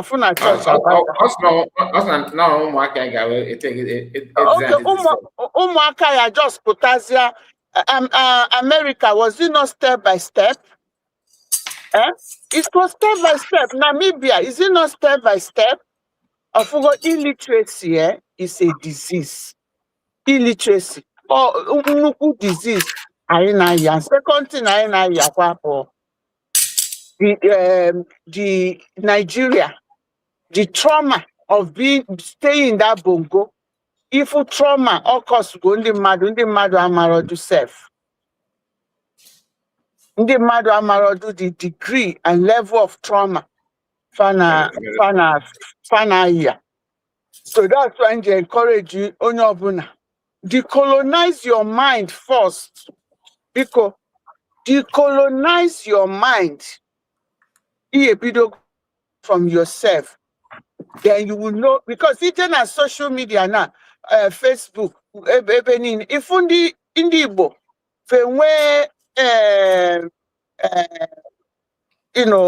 a program or their social media bukafana a promote to Igbo ingenuity, right? And if I want to put those Igbo ingenuity, if you go say a first surprise, only the best student or na China, and we look at China, we saw the we nalo the award. China, Russia, the best na engineering. Or we lose Russia, we so accept award ya. For now, on a different like if you know how good we are, because some of them don't even know their own capability because that never been in a suppressive environment. So now go see this ingenuity at home. Because bring it to our attention. Because the Chetakwano na the first person made drone from Anioma. That young boy was from Anioma. Or when they Canada, we follow that boy. Kita na ya dị anụzi onye onye ọbụla unu na-afụda ingenuity onwe ndị fa wepụta na space na-ekwu n'onwe nke elu moto na-akpọkwa Nigerian government ifugo that Stockholm syndrome Ibrahim Traore na-ekwu Nigeria government afụta ife niile na-afụ na Nigeria iwe wepụtapụ ọnụ na-akpọ Nigerian government ka ọ bịa nyere gị aka na your ingenuity chukwu nye gị akara aka chukwu nye gị. Don't you see that we have a problem? So because that's why it is very the trauma most of these people now that, and they believe that any Indian Aputa, I think they are kind of slowing down now with Nnamdi Kanu saying Nnamdi Kanu didn't say. In 2026, Ikene Nnamdi Kanu said, when we have accepted in 2002 or so that we are not going to listen to Nnamdi Kanu saying Nnamdi Kanu didn't say. Just like they are trying not to do with, because when we get we are Master Prophet Putane put that na Niamaretia Esinelu Simon Ebaka. Because Jenu Master Prophet, Yajagodu Nelu in lawyer Aka, with all the power way, all the whatever is worshiping or practicing, or when he can will do that thing, when you look in lawyer Aka, oh, Kobia Guan offer Cromunianisi. If you got all this trauma. So you watch read that Rosa that. It's not like I just saw you because I was doing something. I just put my phone. Ever I can't see a video watch about myself. I just removed it. Can you imagine? Yes, thank you for doing that. Can you imagine a grown man that just because no welfare? What DJ Juana, what has he achieved? What has he gained? What has he gotten from the ability for the fact that Chukunye Ihoro away poor now that this thing? If we go na the trauma Arab here, that's why okay with that colonial mentality. You know, or just because na fact when you go na bongo. But only non a bongo kafama. So you still have to understand that. Culture. The Madunaga, you know, from their what they say, how they handle things, that's how you understand their level. You know, like I was telling you the other day that now when I you know, you think that Ginandi Madunona water if I in a until fe mayor the water that na India Amaradu if I in you know, they have no idea what fighting for freedom is all about. They have no clue. Despite the fact that they've been following MNK for I just see MNK as John the Baptist, the forerunner. In a year, it just makes sure what is the action you are going to take? Just, you don't even need to go to Wikipedia. Maybe that might be a little bit too hard for you. Google here. See Google, how do you get a new nation? How do you redeclare a nation that has... You can do these things yourself. That's why it is. And another thing I also want us to know that it's going the British, France, the Western world, and the Fulanis. The vested interest from Nigeria is enormous. And anything I need a man I see that now na farmer that na fan penetrate. Most of the people getting a fan they are their agent. Remember when they were saying Simon was an agent? At the end of the day, who confessed that they were the one working with Tinubu? Have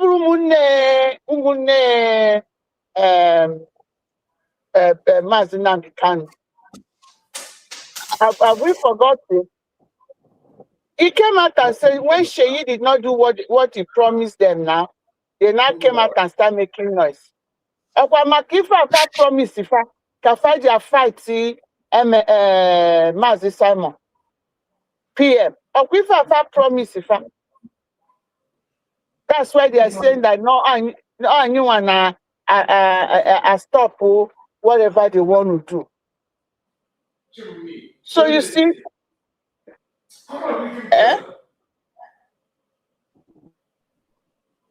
can you hear me?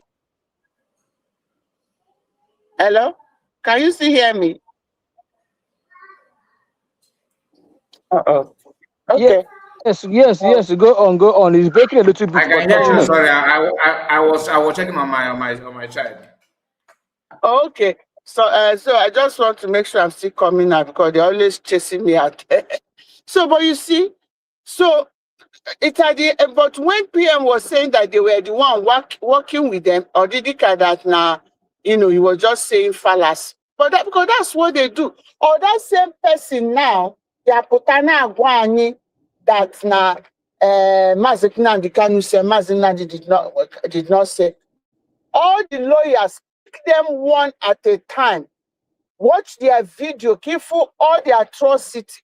And you see, this is bound to happen because they are in a lawless, they are all caged. There. When if you find a man, and the PM said it, even if they want to, kick a fire mail in a lawless place. You see? So now they are showing their color. Onye choosing the goal now, just say one thing about the Igbos. Go and fight yourself. That divide and conquer. And in the during Mazinam the Kanu, during Simon, all these breakouts, they are not new people. They are not form a new group. They are not like Indiana Maro. These are people, they were in the cabinet. These were people, they were following PM.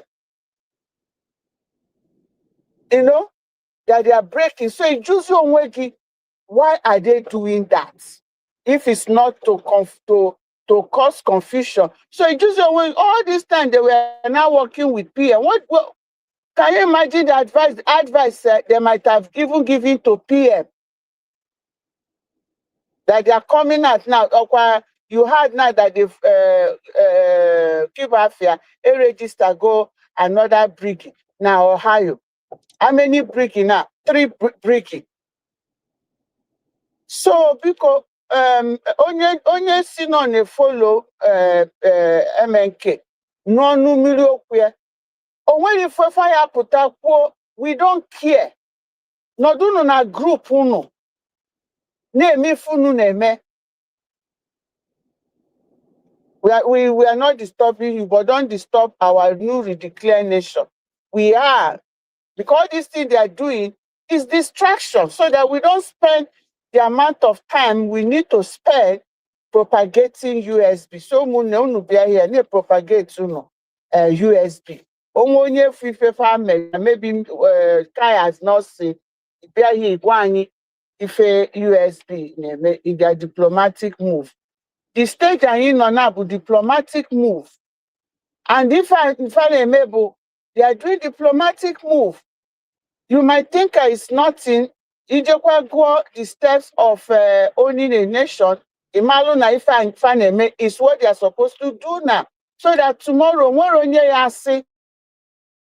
no nuro or no maro. That is it. Lucy. You say, oh, what is going on there? No, because it's on your desk. So I'm putting challenge to anybody, any country you are. See how, like when I was in space, with this our Ghanaian brother, na I join anyị. Isi in 10 days. Ote gonna be a join anyị na-ekwu okwu. No, now we need action. Call shorter any news media na Ghana there that he can either he goes there to talk to propagate USB or onwetala anyị the slots. Obune go call ya cause anyamalu. Onwetala anyị the slot so that we can go there and talk to people. So Aburo just keep us to line. We are talking to ourselves. No, we want to talk to other people. So when anybody no, you can do that. This is our government. Because I when we find control, Traore can do something now because he took all the control from the French. And even though no take go control, he's still getting help from other people.